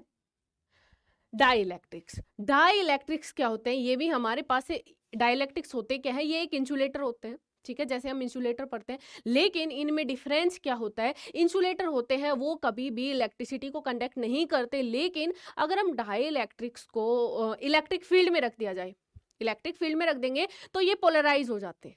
ठीक है, ये कंडक्ट करने लगते हैं। तो ये क्या लिख रखा है हमारे पास, दीज आर इंसुलेटिंग मटेरियल्स और very poor conductor of electricity बोल सकते हैं, but when placed in electric field they gets polarized, ये पोलराइज हो जाते हैं जब इनको हम इलेक्ट्रिक फील्ड में रखेंगे तब। ठीक है, अब दो टाइप के हमारे पास डाइलेक्ट्रिक होंगे, एक तो हमारे पास पोलर डाइलेक्ट्रिक्स होंगे और एक नॉन पोलर डाइलेक्ट्रिक्स। अब पोलर डाइलेक्ट्रिक्स की पहले नॉन पोलर डाइलेक्ट्रिक्स की बात कर लेते हैं। अगर हमारे पास centre of mass of positive charge और centre of mass of negative charge, ये दोनों के दोनों कोइंसाइड कर जाएं, centre of mass of positive charge और centre of mass of negative charge ये दोनों कोइंसाइड कर जाए तो वो होंगे हमारे पास पोलर, नॉन पोलर डाइलेक्ट्रिक्स। अब उल्टा पोलर में क्या होगा, ये दोनों centre of mass of positive charge और centre of mass of negative charge क्या होंगे, कोइंसाइड नहीं करते हैं। जैसे ये हमारे पास बना रखा है, ये इस टाइप से आ जाएगा, है ना, ये कोइंसाइड नहीं कर रहे। अब ये हमारे पास एक पोलर डाइलेक्ट्रिक था, इसके एग्जाम्पल की बात करें तो जैसे हमारे पास H2 हो गया, O2 हो गया, CO2 हो गया, इनका जो डाइपोल मोमेंट होगा ये कोइंसाइड कर रहे हैं तो इनका डाइपोल मोमेंट क्या होगा, 0 होगा। लेकिन उल्टा पोलर डाइलेक्ट्रिक्स के centre of mass of positive charge और centre of mass of negative charge coincide नहीं करेंगे तो उनका कुछ ना कुछ डाइपोल मोमेंट हमें मिलेगा। अब ये मेरे पास एक डाइलेक्ट्रिक था, ठीक है, नॉन पोलर डाइलेक्ट्रिक है। अब मैंने इसको एक इलेक्ट्रिक फील्ड में रख दिया और इलेक्ट्रिक फील्ड की डायरेक्शन हो गई ये वाली, ठीक है, एक इलेक्ट्रिक फील्ड में रख दिया हमने इसको, तो यहाँ पे क्या होगा, ये ये क्या हो गया हमारे पास, ये क्या हो गया हमारे पास, पोलराइज हो गया, इधर ये पॉजिटिव आ गया और यहाँ पे नेगेटिव आ गया, ये पॉजिटिव हो गया, ये दोनों देखो अलग अलग हो गए। ठीक है, इसी टाइप से अगर हमारे पास एक जैसे नॉन जो पोलर डाइलेक्ट्रिक्स होंगे उनका एग्जाम्पल लिखेंगे तो जैसे HCl हो गया, ठीक है, ये हमने नॉन पोलर डाइलेक्ट्रिक लिया हुआ है और ये पोलर डाइलेक्ट्रिक कब है, ये जब ये दोनों के दोनों इलेक्ट्रिक फील्ड में नहीं रखे हुए, नॉर्मल कंडीशन में ये ऐसा दिखेगा और ये ऐसा दिखेगा, लेकिन जब हम इनको इलेक्ट्रिक फील्ड में रख देंगे तो ये क्या हो जाएंगे, पोलराइज हो जाएंगे, ये पॉजिटिव नेगेटिव इस टाइप से बन जाएगा। इसी टाइप से इनके पास तो पहले से डाइपोल मोमेंट था लेकिन वो रैंडमली अरेंज्ड थे, लेकिन जैसे ही हम इसको इलेक्ट्रिक फील्ड में रखेंगे तो ये ऐसे ही ये बन जाएंगे। ठीक है, अब ये क्या हो गए, ये अब पोलराइज हो चुके हैं, ये इलेक्ट्रिसिटी अब कंडक्ट करने लगेंगे। चलो, अब मान लो हमारे पास एक कैपेसिटर है, ठीक है, कैपेसिटर या फिर ये समझ लो हमारे पास दो पैरेलल प्लेट्स हैं, जैसे हमने पैरेलल शीट, जैसे हमने शीट के बारे में पढ़ा था ना, एक गॉस लॉ में पढ़ा था, हमारे पास शीट होती है तो हमने दो शीट ले ली, एक सिग्मा है और एक माइनस सिग्मा है, एक पे पॉजिटिव है दूसरे पे नेगेटिव है, एक पे पॉजिटिव है दूसरे पे नेगेटिव है। अगर मैंने क्या किया, अगर मैंने ये किया इस टाइप से है, ये पॉजिटिव पे ये नेगेटिव पे, तो यहाँ पे इलेक्ट्रिक फील्ड होगा, है ना, पॉजिटिव से नेगेटिव यहाँ पे अंदर इलेक्ट्रिक फील्ड आ जाएगा जिसको हमने नाम दे दिया E नोट। अब हमने क्या किया, अब हमने यहाँ पे एक डाइलेक्ट्रिक रख दिया, ये एक डाइलेक्ट्रिक मटेरियल था हमारे पास और इसको हमने यहाँ पे रख दिया। इसको यहाँ पे रखने पे क्या होगा, हमने इसको इलेक्ट्रिक फील्ड में रखा तो ये क्या हो जाएगा, पोलराइज हो जाएगा। पोलराइज होने की वजह से इसके इस एंड पे नेगेटिव चार्ज आ गया और इस एंड पे आ गया पॉजिटिव चार्ज, जिसकी वजह से पोलराइज होने की वजह से यहाँ पे डाई इलेक्ट्रिक के अंदर ही हमारे पास एक छोटा बनेगा, लेकिन इलेक्ट्रिक फील्ड जनरेट हो गया है, कितना आ गया हमारे पास, EP, कितना आ गया, EP। तो यहाँ पे इस वाले एरिया में अगर हम निकालेंगे नेट इलेक्ट्रिक फील्ड कितना होगा, तो नेट इलेक्ट्रिक फील्ड हमारे पास कितना आएगा, ई नोट माइनस ईपी। ठीक है, इसको समझने में कोई दिक्कत नहीं है। पहले हमारे पास पूरे में ई नोट था, अब हमने डाइलेक्ट्रिक रख दिया, डाइलेक्ट्रिक की वजह से भी कुछ फील्ड आ गया बट वो अपोजिट डायरेक्शन में आ गया, तो नेट इलेक्ट्रिक फील्ड हमारे पास कितना हो गया, ई नोट माइनस ईपी। अब एक टर्म आती है हमारे पास पोलराइजेशन या फिर इलेक्ट्रिक पोलराइजेशन बोल दो। होती क्या है, डायपोल मोमेंट पर यूनिट वॉल्यूम, इसको हम कैपिटल पी से डिनोट करेंगे, डायपोल मोमेंट पर यूनिट वॉल्यूम। अगर इसकी यूनिट की बात करेंगे तो डायपोल मोमेंट की यूनिट होगी कूलम मीटर और वॉल्यूम की यूनिट होगी मीटर क्यूब, तो इसकी यूनिट क्या हो गई, कूलम पर मीटर क्यूब। ठीक है, अब इसको थोड़ा सा सोल्व करते हैं, कुछ 2-3 फॉर्मूले आएंगे जो हमें याद रखने पड़ेंगे। पहला तो फॉर्मूला क्या है, जो हमारे पास P होगा वो directly proportional to electric field होगा, पोलराइजेशन होगी वो directly proportional to electric field के होगी। ठीक है, और दूसरा, अब ये प्रोपोर्शनलिटी कांस्टेंट लगाएंगे तो यहाँ पे हमारे पास ये आ गया एप्सिलॉन और काई ई। काई क्या है यहाँ पे, काई ई है इलेक्ट्रिक ससेप्टिबिलिटी, क्या है यहाँ पे, इलेक्ट्रिक ससेप्टिबिलिटी। और के तो हमने पहले बताया हुआ है डाइलेक्ट्रिक कांस्टेंट होता है, किसके इक्वल होगा ये हमारे पास, ई नोट डिवाइडेड बाय ई के इक्वल होगा। तो यहाँ पे के में और वन और काई में एक रिलेशन आता है जो हमें याद करना है, क्या आता है, 1 प्लस काई ई किसके इक्वल होगा हमारे पास, के इक्वल। 1 प्लस ससेप्टिबिलिटी किसके इक्वल होगी, डाई इलेक्ट्रिक कांस्टेंट के इक्वल होगी। ठीक है, बस इसको सोल्व किया हमने, यहाँ पे ईपी की वैल्यू रख दी, सिग्मा बाई एप्सिलॉन ये वैल्यू पुट कर दी सिग्मा की, बाकी इसको सोल्व किया है। तो ये 2-3 फॉर्मूले आपको याद रखने हैं, ये वाला इंपॉर्टेंट है, 1 प्लस काई, 1 प्लस ससेप्टिबिलिटी किसके इक्वल होगी, डाइलेक्ट्रिक कांस्टेंट के इक्वल।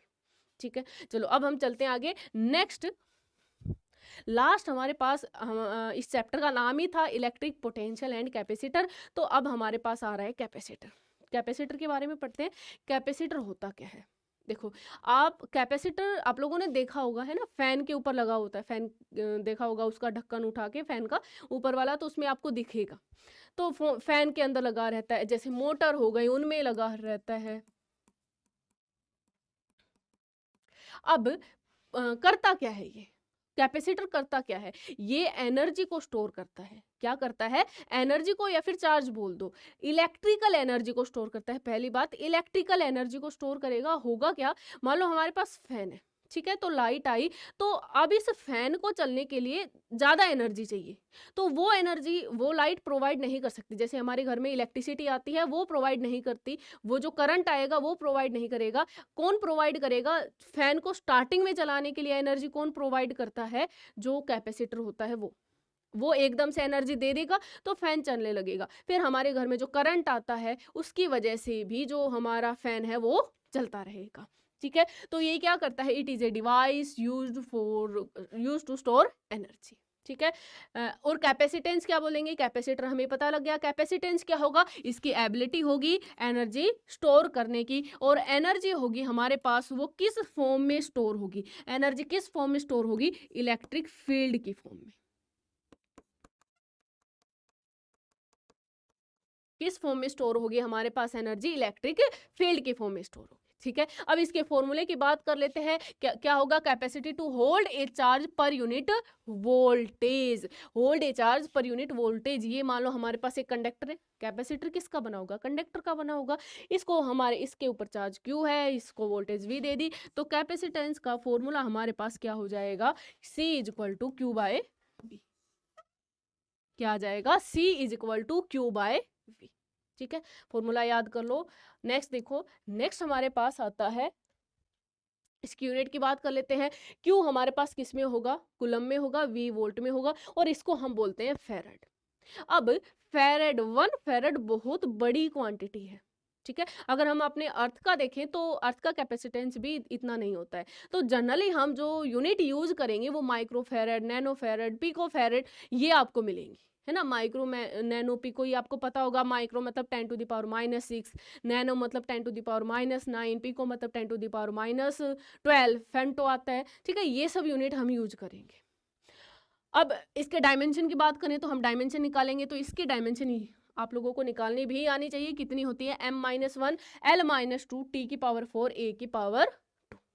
ठीक है, अब capacitance of A spherical conductor. मान लो हमारे पास एक स्फेरिकल कंडक्टर दे रखा है, उसको चार्ज दिया हुआ है Q और उसकी रेडियस है R।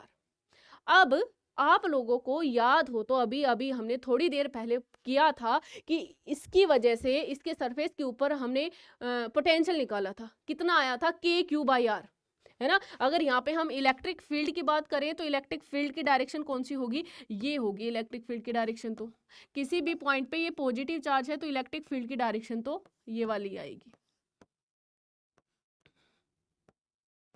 ये तो इलेक्ट्रिक फील्ड की डायरेक्शन है,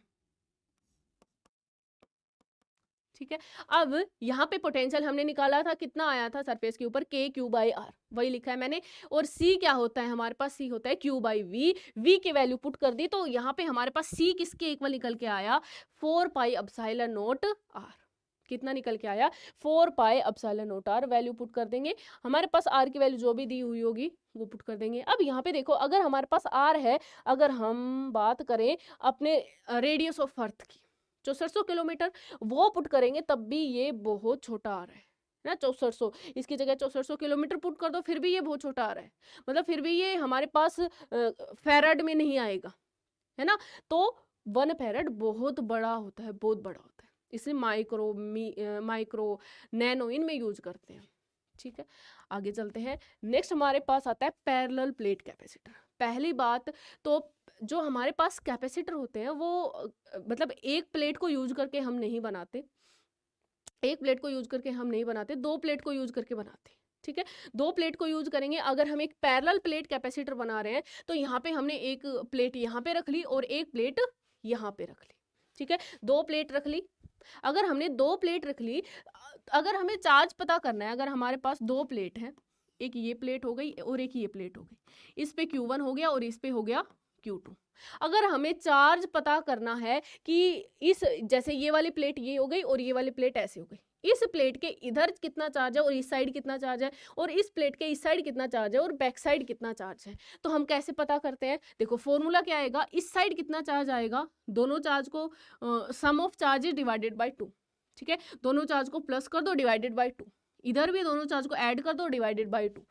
अब इनसाइड कितना बच गया, यहाँ पे Q1 प्लस Q2/2 है और इस पे टोटल चार्ज Q1 है, तो अंदर क्या बच गया, Q1 minus Q1 plus Q2/2। तो कितना आ जाएगा, Q1 माइनस Q2/2। और इस इधर क्या होगा, इसके अंदर जो होगा उसका अपोजिट इधर होगा, ठीक है। मतलब इसके इधर बात करेंगे तो कितना आएगा, Q1 प्लस Q2/2, और इस साइड कितना आएगा, Q1 प्लस Q2/2। अब इसके अंदर कितना आएगा, इस पे टोटल Q1 है, इसमें से माइनस करेंगे Q1 minus Q1 plus Q2/2, जो किसके इक्वल निकल के आता है, Q1 माइनस Q2/2 के इक्वल। तो इसके अंदर इधर जितना होगा उसका अपोजिट इधर होगा, ठीक है। इसके अंदर कितना आएगा, Q2 minus Q1 plus Q2/2, ये इसके अंदर आ जाएगा। तो ये तरीका हो गया कि किसी भी कैपेसिटर के ऊपर कितना चार्ज है, ठीक है। ये हम पता लगा सकते हैं कि प्लेट्स के ऊपर कितना चार्ज आएगा। अब ये सम ऑफ चार्जेस डिवाइडेड बाय 2 है। अगर हमने 3 प्लेट्स लगा ली, 3 प्लेट लगा ली, तो 3 प्लेट में क्या होगा, अगर ये 3 प्लेट लगा ली, ठीक है, इस पे Q1 है, इस पे Q2 है, इस पे Q3 है। अब इधर क्या होगा, Q1 plus Q2 plus Q3/3, नहीं बाय 2। इधर क्या होगा, Q1 plus Q2 plus Q3/2। इसके अंदर भी निकाल सकते हैं, कैसे निकालेंगे, Q1 में से ये माइनस कर देंगे, यहाँ पे क्या होगा, इसके इधर जितना आएगा उसका अपोजिट इधर होगा, उसके नेगेटिव के लगा दो, ऐसे सभी पे निकाल सकते हैं, ठीक है। अब हम पैरेलल प्लेट कैपेसिटर की बात कर रहे थे, तो पैरेलल प्लेट कैपेसिटर कैसे बना, अगर हमारे पास ये 2 प्लेट्स हैं, इसके ऊपर पॉजिटिव चार्ज है, एक के ऊपर पॉजिटिव चार्ज होगा और एक के ऊपर ले लिया हमने नेगेटिव चार्ज, ठीक है। एक के ऊपर पॉजिटिव ले लिया और एक के ऊपर नेगेटिव चार्ज ले लिया।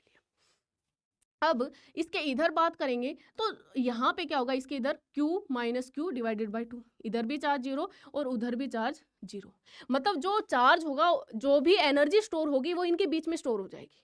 थोड़ी सी जगह में हमने काफ़ी सारी की सारी एनर्जी स्टोर कर दी है यहाँ पे, ठीक है। इसलिए हमने 2 प्लेट्स का यूज कर लिया है। तो ये हो गया हमारे पास एक पैरेलल प्लेट कैपेसिटर, ठीक है। चार्ज कैसे निकालेंगे प्लेट्स के ऊपर वो भी समझ में आ गया, और एक पैरेलल प्लेट कैपेसिटर कैसे बनेगा वो भी समझ में आ गया। मतलब पैरेलल प्लेट्स के आउटसाइड क्या होगा, चार्ज जो 0 होगा, और अंदर जो भी होगा वो अंदर ही होगा, इसके अंदर Q और इसके अंदर माइनस Q, ठीक है, अब एक चीज और बात कर लेते हैं, इसके अंदर इलेक्ट्रिक फील्ड की बात करें तो कितना होगा। देखो, किसी भी हमने याद किया था, अगर इसके ऊपर सिग्मा है, इसके ऊपर माइनस सिग्मा होगा, है ना। सरफेस चार्ज डेंसिटी की बात करें तो इधर सिग्मा था और माइनस सिग्मा था, और एक प्लेट की वजह से, एक सीट की वजह से जो इलेक्ट्रिक फील्ड आता था वो कितना था, सिग्मा बाई 2 एप्सिलॉन नॉट। मैंने तब भी बोला था कि ये कैपेसिटर में काम आने वाला है, सिग्मा बाई 2 एप्सिलॉन नॉट। अगर इस सिग्मा की वजह से इस रीजन में देखें तो क्या आएगा, यहाँ पे इलेक्ट्रिक फील्ड इस सिग्मा की वजह से इधर आएगा और इस माइनस सिग्मा की वजह से इधर आएगा। यहाँ पे इलेक्ट्रिक फील्ड 0 आएगा, इसी टाइप से यहाँ पे भी इलेक्ट्रिक फील्ड कितना आएगा, 0 आएगा। जो भी इलेक्ट्रिक फील्ड आएगा वो बीच में आएगा। अब इस सिग्मा की वजह से इधर होगा और इस माइनस सिग्मा की वजह से इधर होगा। सिग्मा बाई 2 एप्सिलॉन नॉट होता है, तो sigma by 2 epsilon not plus sigma by 2 epsilon not कितना हो जाएगा, sigma divided by epsilon not. तो दो चीजें याद रखना, अगर हमारे पास एक पैरेलल प्लेट कैपेसिटर है, ये क्यू है, ये माइनस क्यू है, तो यहाँ पे इलेक्ट्रिक फील्ड ये होता है, कितना होता है, सिग्मा बाय एप्सिलॉन नॉट। इधर हमारे पास चार्ज 0 होता है, प्लेट के इस साइड भी चार्ज 0 होता है, जो भी चार्ज होता है वो बीच में स्टोर होता है। ठीक है, चलो अब हम चलते हैं आगे। नेक्स्ट हमारे पास आता है capacitance of A parallel plate capacitor. एक पैरेलल प्लेट कैपेसिटर का कैपेसिटेंस कितना होगा। ठीक है, मान लो यहाँ पे हमारे पास दिया हुआ है एक पैरेलल प्लेट कैपेसिटर। हमने देख लिया कि पैरेलल प्लेट कैपेसिटर होता क्या है, हमारे सिलेबस में पैरेलल प्लेट कैपेसिटर है।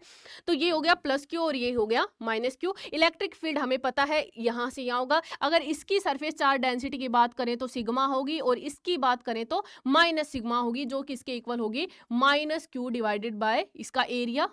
मान लो प्लेट्स हैं, दोनों प्लेट्स इक्वल हैं और दोनों का एरिया ए है, तो minus sigma by epsilon nought और इसका sigma Q by minus Q by A, और इसका क्या हो जाएगा, क्यू बाय ए। दोनों के ए सरफेस चार्ज डेंसिटी की हमने बात कर ली है। ठीक है, दोनों की सरफेस चार्ज डेंसिटी हमने लिख ली, कितनी आ गई इसकी, माइनस क्यू बाई ए और इसकी आ गई क्यू बाई ए। ठीक है, अब इलेक्ट्रिक फील्ड भी हमें पता है, इलेक्ट्रिक फील्ड इस रीजन में कितना होगा हमारे पास, इलेक्ट्रिक फील्ड हमारे पास हो जाएगा sigma divided by epsilon not. ठीक है, इलेक्ट्रिक फील्ड में हमें पता है, ये कुछ चीजें हमें पता होनी चाहिए। ठीक है, अब अगर हम यहाँ पे देखें कि इसकी वजह से एक पैरेलल प्लेट कैपेसिटर का कैपेसिटेंस कितना आता है, तो हम कैसे निकालेंगे कैपेसिटेंस, हमारे पास निकालने का फॉर्मूला होता है Q by V, Q by V होता है। ठीक है, तो यहाँ पे हम v की वैल्यू पुट करेंगे। v किसके इक्वल होता है हमारे पास, अभी थोड़ी देर पहले हमने पढ़ा था इलेक्ट्रिक फील्ड और पोटेंशियल में रिलेशन, तो वो वाली वैल्यू पुट कर देंगे यहाँ पे हम, और सारा का सारा हम निकाल लेंगे। इलेक्ट्रिक फील्ड हमें पता है यहाँ पे कितना है, सिग्मा बाय एप्सिलॉन नॉट। सारी वैल्यूज पुट करेंगे तो हमारे पास c कितना निकल के आता है, epsilon not a divided by d। एक पैरेलल प्लेट कैपेसिटर का कैपेसिटेंस कितना होता है, epsilon not a divided by d। Direct याद रखो, इंपॉर्टेंट फॉर्मूला है, डायरेक्ट न्यूमेरिकल्स आते हैं इस पे। ठीक है, चलो आगे चलते हैं। नेक्स्ट हमारे पास आता है ग्रुपिंग ऑफ कैपेसिटर। जैसे हम रेजिस्टेंस की ग्रुपिंग करते हैं, जो आप लोगों ने पहले पढ़ा होगा कभी, मतलब अभी भी आएगा हमारे पास, करंट इलेक्ट्रिसिटी आएगा, उसमें रेजिस्टेंस आएगा, तो उसमें भी आएगा ग्रुपिंग। तो हमारे पास कौन कौन सी ग्रुपिंग होगी, फर्स्ट तो हम करेंगे सीरीज कॉम्बिनेशन करेंगे, और एक आएगा हमारे पास पैरेलल कॉम्बिनेशन। सीरीज कॉम्बिनेशन का मतलब क्या है, सीरीज कॉम्बिनेशन का मतलब है हमारे पास कैपेसिटर है वो इस टाइप से लगे हुए हैं। ठीक है, इनके साथ हमने एक बैटरी को कनेक्ट कर दिया है। ये हमारे पास मान लो C1 है, ये C2 है, और ये हमने V मान ली। तो इनका जो इक्विवेलेंट कैपेसिटेंस आता है, इक्विवेलेंट जो आता है वो कितना आएगा हमारे पास, 1/C1 प्लस 1/C2। 1 इक्विवेलेंट किसके इक्वल आएगा, 1/C1 प्लस 1/C2। जो रेजिस्टेंस का होता है उससे अपोजिट इसका होगा, ऐसे भी याद कर सकते हो। ठीक है, 1/C इक्विवेलेंट किसके इक्वल आएगा, 1/C1 प्लस 1/C2। अगर हम पैरेलल की बात करें, सेकेंड, अगर हम पैरेलल कॉम्बिनेशन की बात करें, पैरेलल में क्या हो जाएगा, जो हमारे पास कैपेसिटेंस होंगे, जो हमारे पास कैपेसिटर होंगे वो किस टाइप से कनेक्ट होंगे, वो ऐसे कनेक्ट होंगे।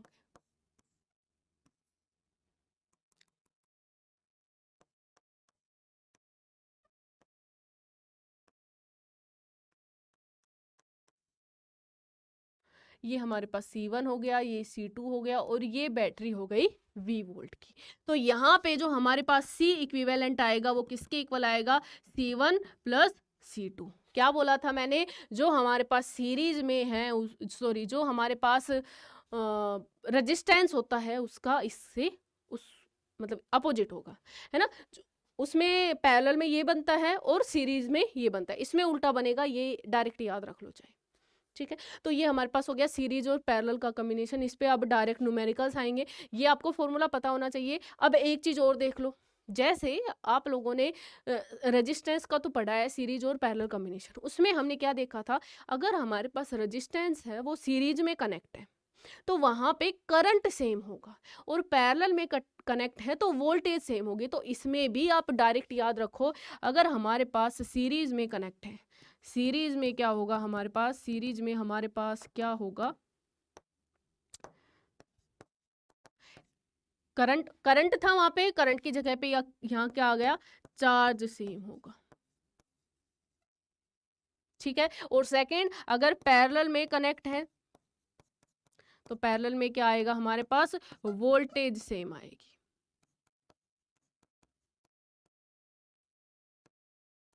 क्या आएगी, पैरेलल में वोल्टेज सेम आएगी।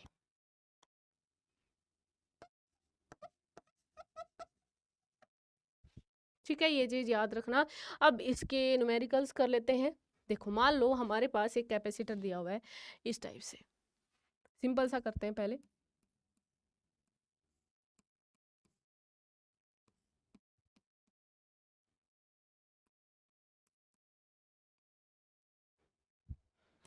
ठीक है, ये हमारे पास पॉइंट्स हो गए ए और बी, इनकी कुछ वैल्यू दे रखी है।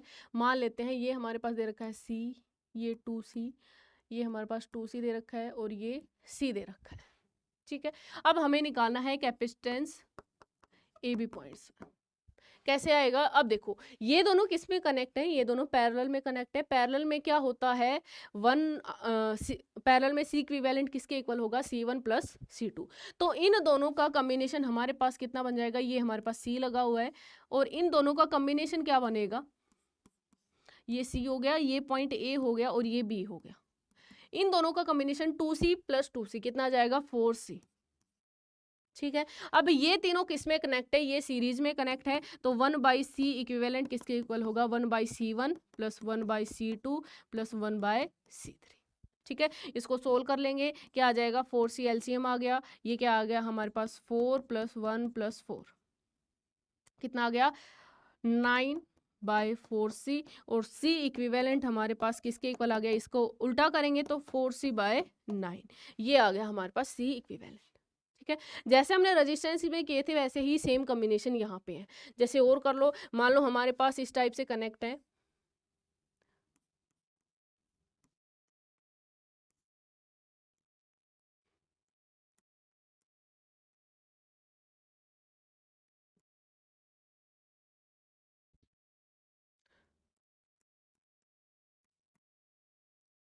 ठीक है, ये हमारे पास कुछ कैपेसिटेंस है वो इस टाइप से कनेक्ट है। मान लो ये हमारे पास क्या दिए हुए हैं, ये हमारे पास दे दिया 2C, ये भी 2C दे दिया, ठीक है। ये फिर हमारे पास दे दिया, ये सीरीज में कनेक्ट है, ठीक है। तो ये कितना आ जाएगा हमारे पास, इसको हमने मान लिया C मान लिया, ठीक है। ये हमारे पास क्या है, ये 2C है, ये भी 2C है, कुछ भी ले लो ना, कैलकुलेशन देखते हैं कितनी आती है, ठीक है। कुछ भी वैल्यूज दे रखे हैं, तो कैसे करेंगे, अब देखो हमें इन दो पॉइंट्स फिर से A और B के बीच में हमें बताना है कि कैपेसिटेंस कितना होगा, C इक्विवेलेंट हमें बताना है। कैसे करेंगे, देखो ये दोनों किस में कनेक्ट है, साफ साफ दिख रहा है ना, साफ साफ दिख रहा है, ये दोनों किस में कनेक्ट है, सीरीज में कनेक्ट है। और सीरीज में कनेक्ट होने की वजह से इन दोनों का कैपेसिटेंस कितना बनेगा, 1/2C प्लस 1/2C, ठीक है। मतलब 2/2C, और 2 से 2 कैंसिल आउट होगा, इन दोनों का कैपेसिटेंस कितना बन गया, C बन गया। तो हमारे पास क्या बन गया, हमारे पास इस टाइप से बन गया,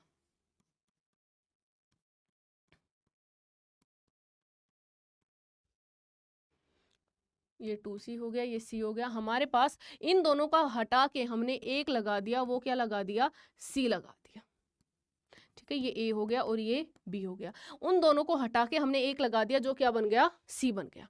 अब देखो ये सी और ये सी किस में कनेक्ट है, ये दोनों किस में कनेक्ट है, ये सी और ये सी पैरेलल में कनेक्ट है। पैरेलल में क्या होता है, C1 प्लस C2। तो इन दोनों को हटा के हम क्या करेंगे, इन दोनों को हटा के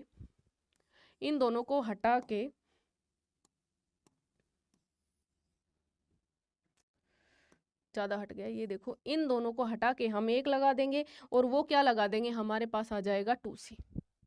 ठीक है, यहाँ पे दो थे, हमने दो को हटा दिया, एक बच गया, C1 प्लस C2 आएगा, क्या बच गया, 2C। अब ये दोनों फिर से सीरीज में कनेक्ट है, सीरीज में कनेक्ट है तो इन दोनों का फिर से क्या आ जाएगा, C1 क्या आएगा, और ये C फिर इस C के साथ फिर से पैरेलल में होगा, ये 2C, ये 2C और ये 2C। ठीक है, ये दोनों सीरीज में कनेक्ट है, ये सीरीज में कनेक्ट है, तो इन दोनों का हटा के हमारे पास क्या बन जाएगा, अब इन दोनों का हटा के C बनेगा, और एक ये C ऑलरेडी है और यहाँ पे ये C है, 2C नहीं है, ये C है। ठीक है, एक C ये हो गया हमारे पास, इन दोनों को हमने हटा दिया तो ये C आ गया। रुको फिर से बनाते हैं, देखो ये हमारे पास था 2C, ये 2C था, ये 2C था, यहाँ पे ये C आ गया, ये C आ गया हमारे पास, 2C और ये C और ये C। इन दोनों को हटाएंगे तो एक बनेगा, जो बन गया हमारे पास, ये बन गया, C बन गया। ठीक है, इन दोनों का फिर से क्या बन जाएगा, 2C बनेगा। तो इसके बाद हमारे पास क्या आएगा, इसके बाद फिर से ये बन जाएगा हमारे पास, ये 2C बन जाएगा, यहाँ पे हमारे पास C है, ये हमारे पास फिर से C दे रखा है, तो ये 2C है, ये 2C है। ठीक है, इन दोनों का फिर से हटाएंगे, इन दोनों का फिर से ये सीरीज में आएंगे और इन दोनों का C बनेगा। तो इसके बाद हमारे पास क्या बनेगा, ये बन गया हमारे पास,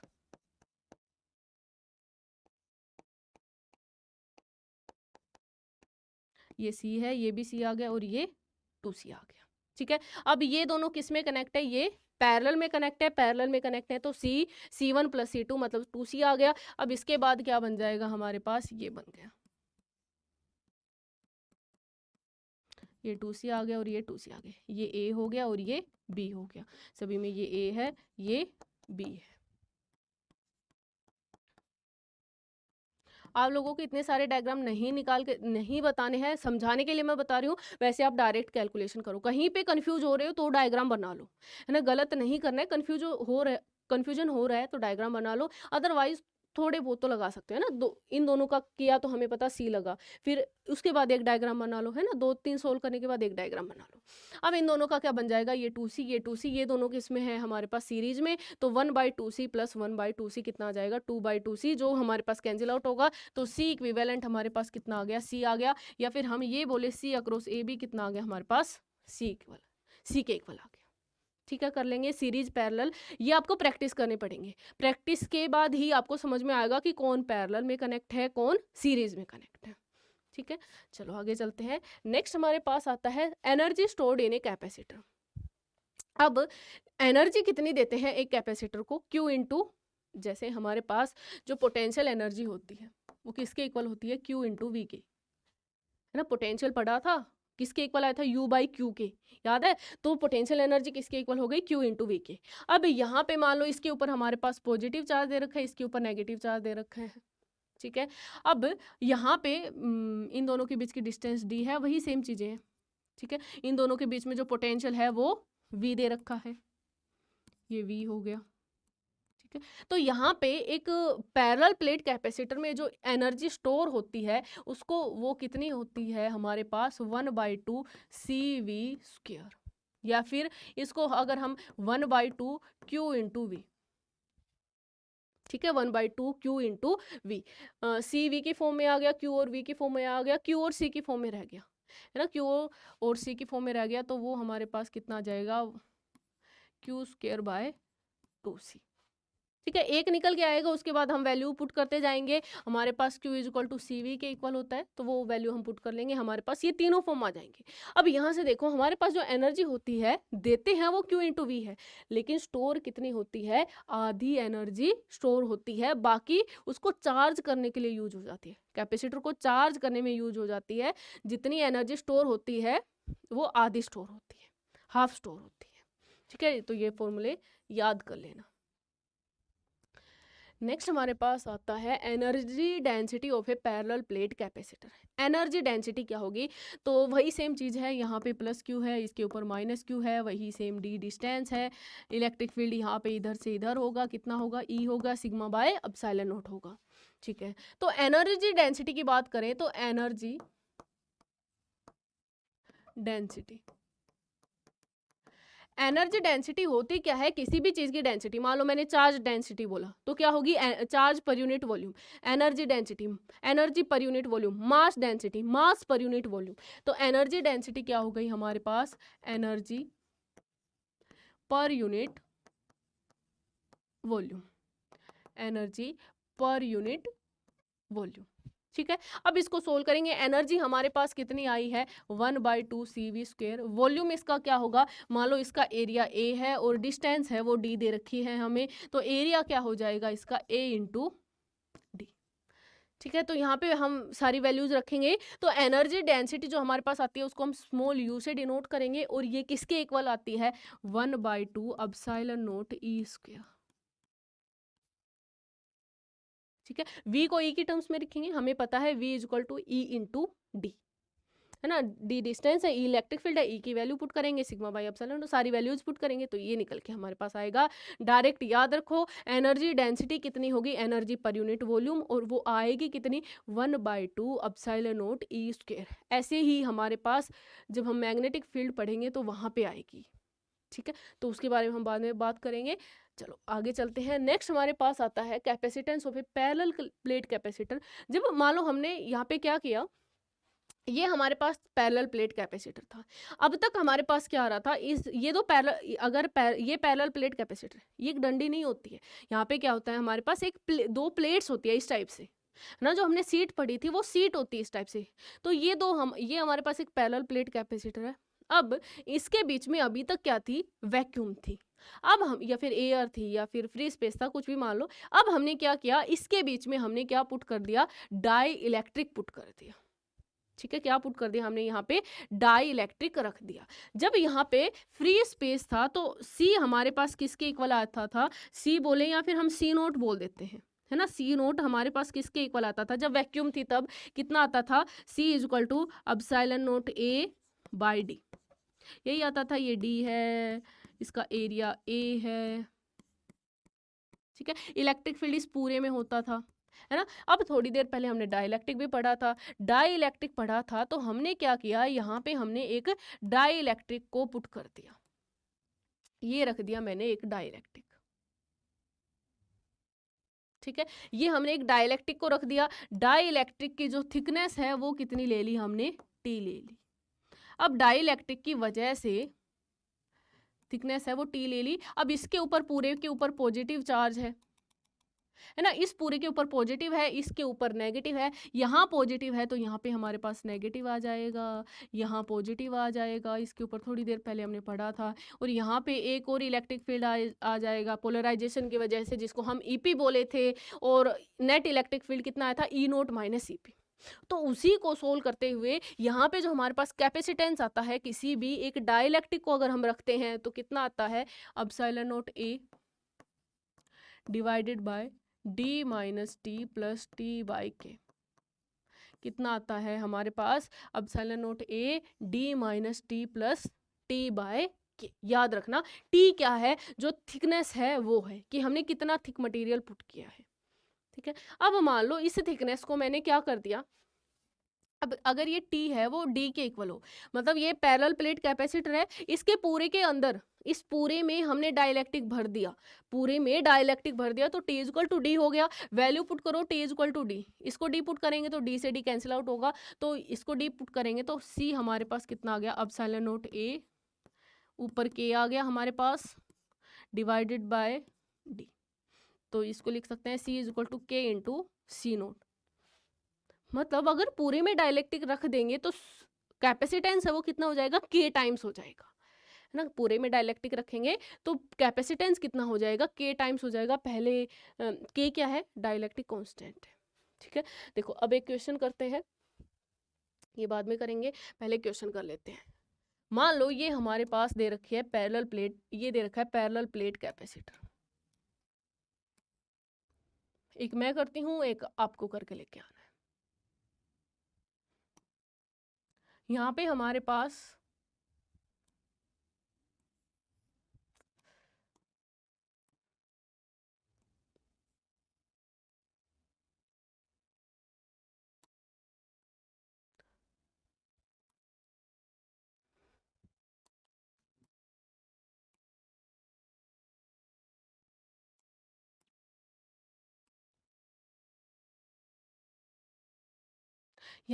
पास दो डाइलेक्ट्रिक रख दिए, ठीक है।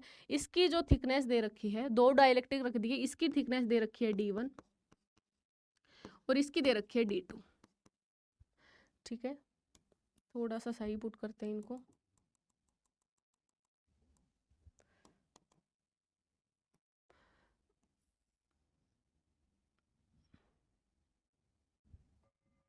और ये हो गई हमारे पास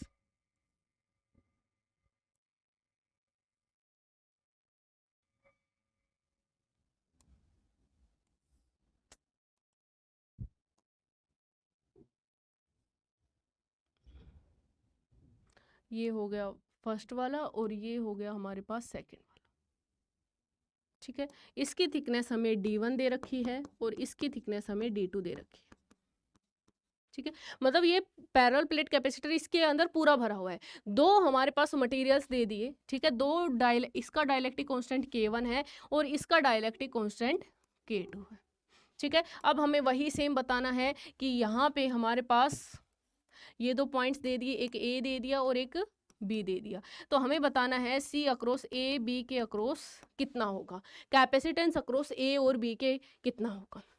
देखो अब यहाँ पे क्या ये दे रखा है कि यहाँ पे हमारे पास देखो ये यहाँ पे कनेक्ट है, ये ऐसे कनेक्ट है, दोनों का एरिया सेम है ना, दोनों का एरिया है वो सेम दे रखा है। इस पे चार्ज Q है, इस पे माइनस Q, वो सारी चीज़ें वही दे रखी है। अब यहाँ पे देखो हमें ये दिख रहा है कि जितना चार्ज यहाँ से पास होगा उतना ही यहाँ पे होगा। मतलब ये दोनों किस में दिखाई दे रहे हैं, सीरीज में दिखाई दे रहे हैं।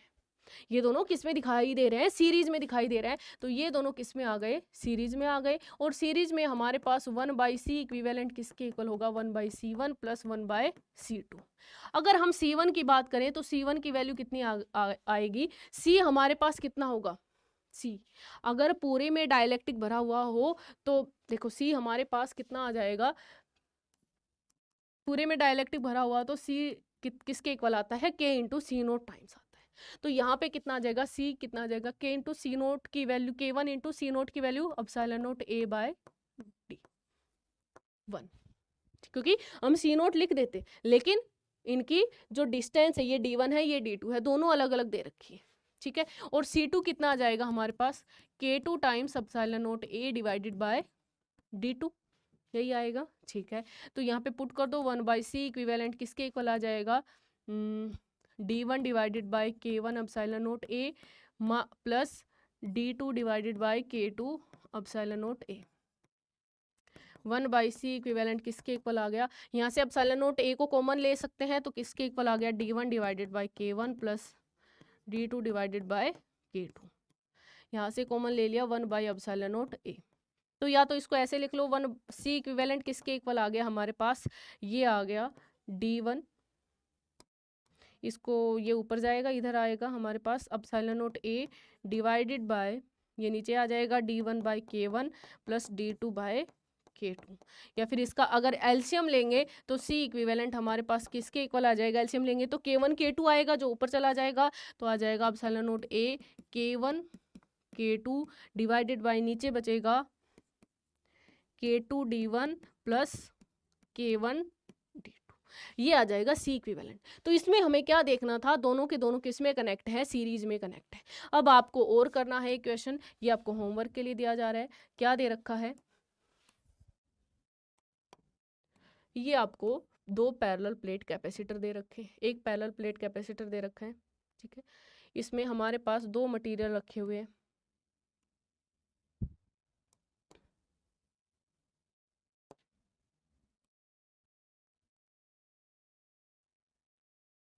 एक तो ये रख दिया और दूसरा हमारे पास रख दिया ये वाला।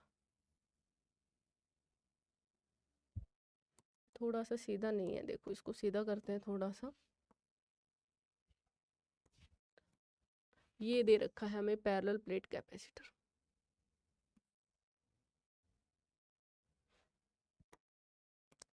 एक हमने पुट कर दिया ये वाला, और एक हमने पूरे में भर दिया है ये हमने, और दूसरा हमने रख दिया इसमें ये वाला,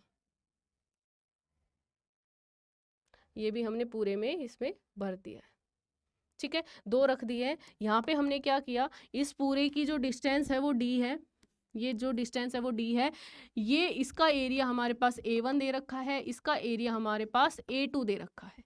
ठीक है, और ये यहाँ पे ऐसे कनेक्ट है, ये पॉइंट हमारे पास a दे रखा है, ये हमारे पास दे रखा है b दे रखा है, और इसकी जो डाइलेक्ट्रिक कांस्टेंट k1 है, इसका डाइलेक्ट्रिक कांस्टेंट दे रखा है वो k2 दे रखा है। तुम्हें बताना है इसका जो डाइलेक्ट्रिक कांस्टेंट है वो k2 दे रखा है। तुम्हें बताना क्या है, तुम्हें C इक्विवेलेंट बताना है अक्रॉस AB के अक्रॉस कितना होगा, बस वही चीज़ देखनी है, वैसा ही सेम सा है। ये आपके लिए होमवर्क है। ठीक है, ये आपके लिए होमवर्क है। चलो आगे चलते हैं, नेक्स्ट करते हैं। देखो इसमें अब हमने क्या किया था, डाइलेक्ट्रिक पुट किया था, अब हम क्या पुट कर देंगे इसके अंदर, इसके अंदर हमने रख दिया एक कंडक्टर। हमने क्या रख दिया इसके अंदर, हमने एक कंडक्टर रख दिया, हमने यहाँ पे रख दिया एक कंडक्टर। अब कंडक्टर रख दिया और कंडक्टर की थिकनेस हमने दे दी T दे दी। कंडक्टर की थिकनेस दे रखी है वो कितनी दे रखी है, T थिकनेस दे रखी है। ठीक है, ये कंडक्टर की थिकनेस हो गई। अब यहाँ पे अगर हम, इसका एरिया A है, सेम वही चीजें हैं बाकी चीजें, इसका एरिया A है।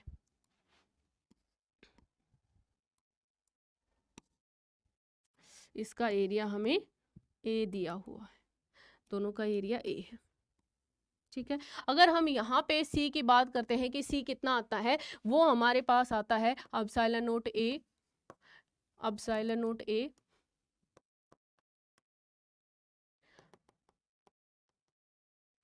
Epsilon not A divided by D minus D।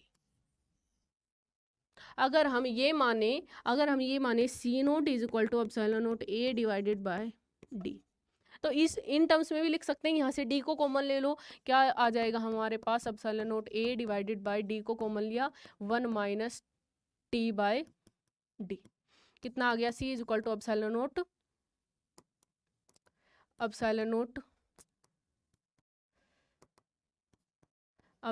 A divided by D into 1 minus T by D आ गया। तो यहाँ से हम लिख सकते हैं C की वैल्यू कितनी आ गई हमारे पास, ये epsilon not A by D कितना आ गया, C नोट आ गया, तो ये आ गया हमारे पास C naught divided by 1 minus T by D। ठीक है, तो ये आ गया हमारे पास, C is equal to C naught 1 minus T by D।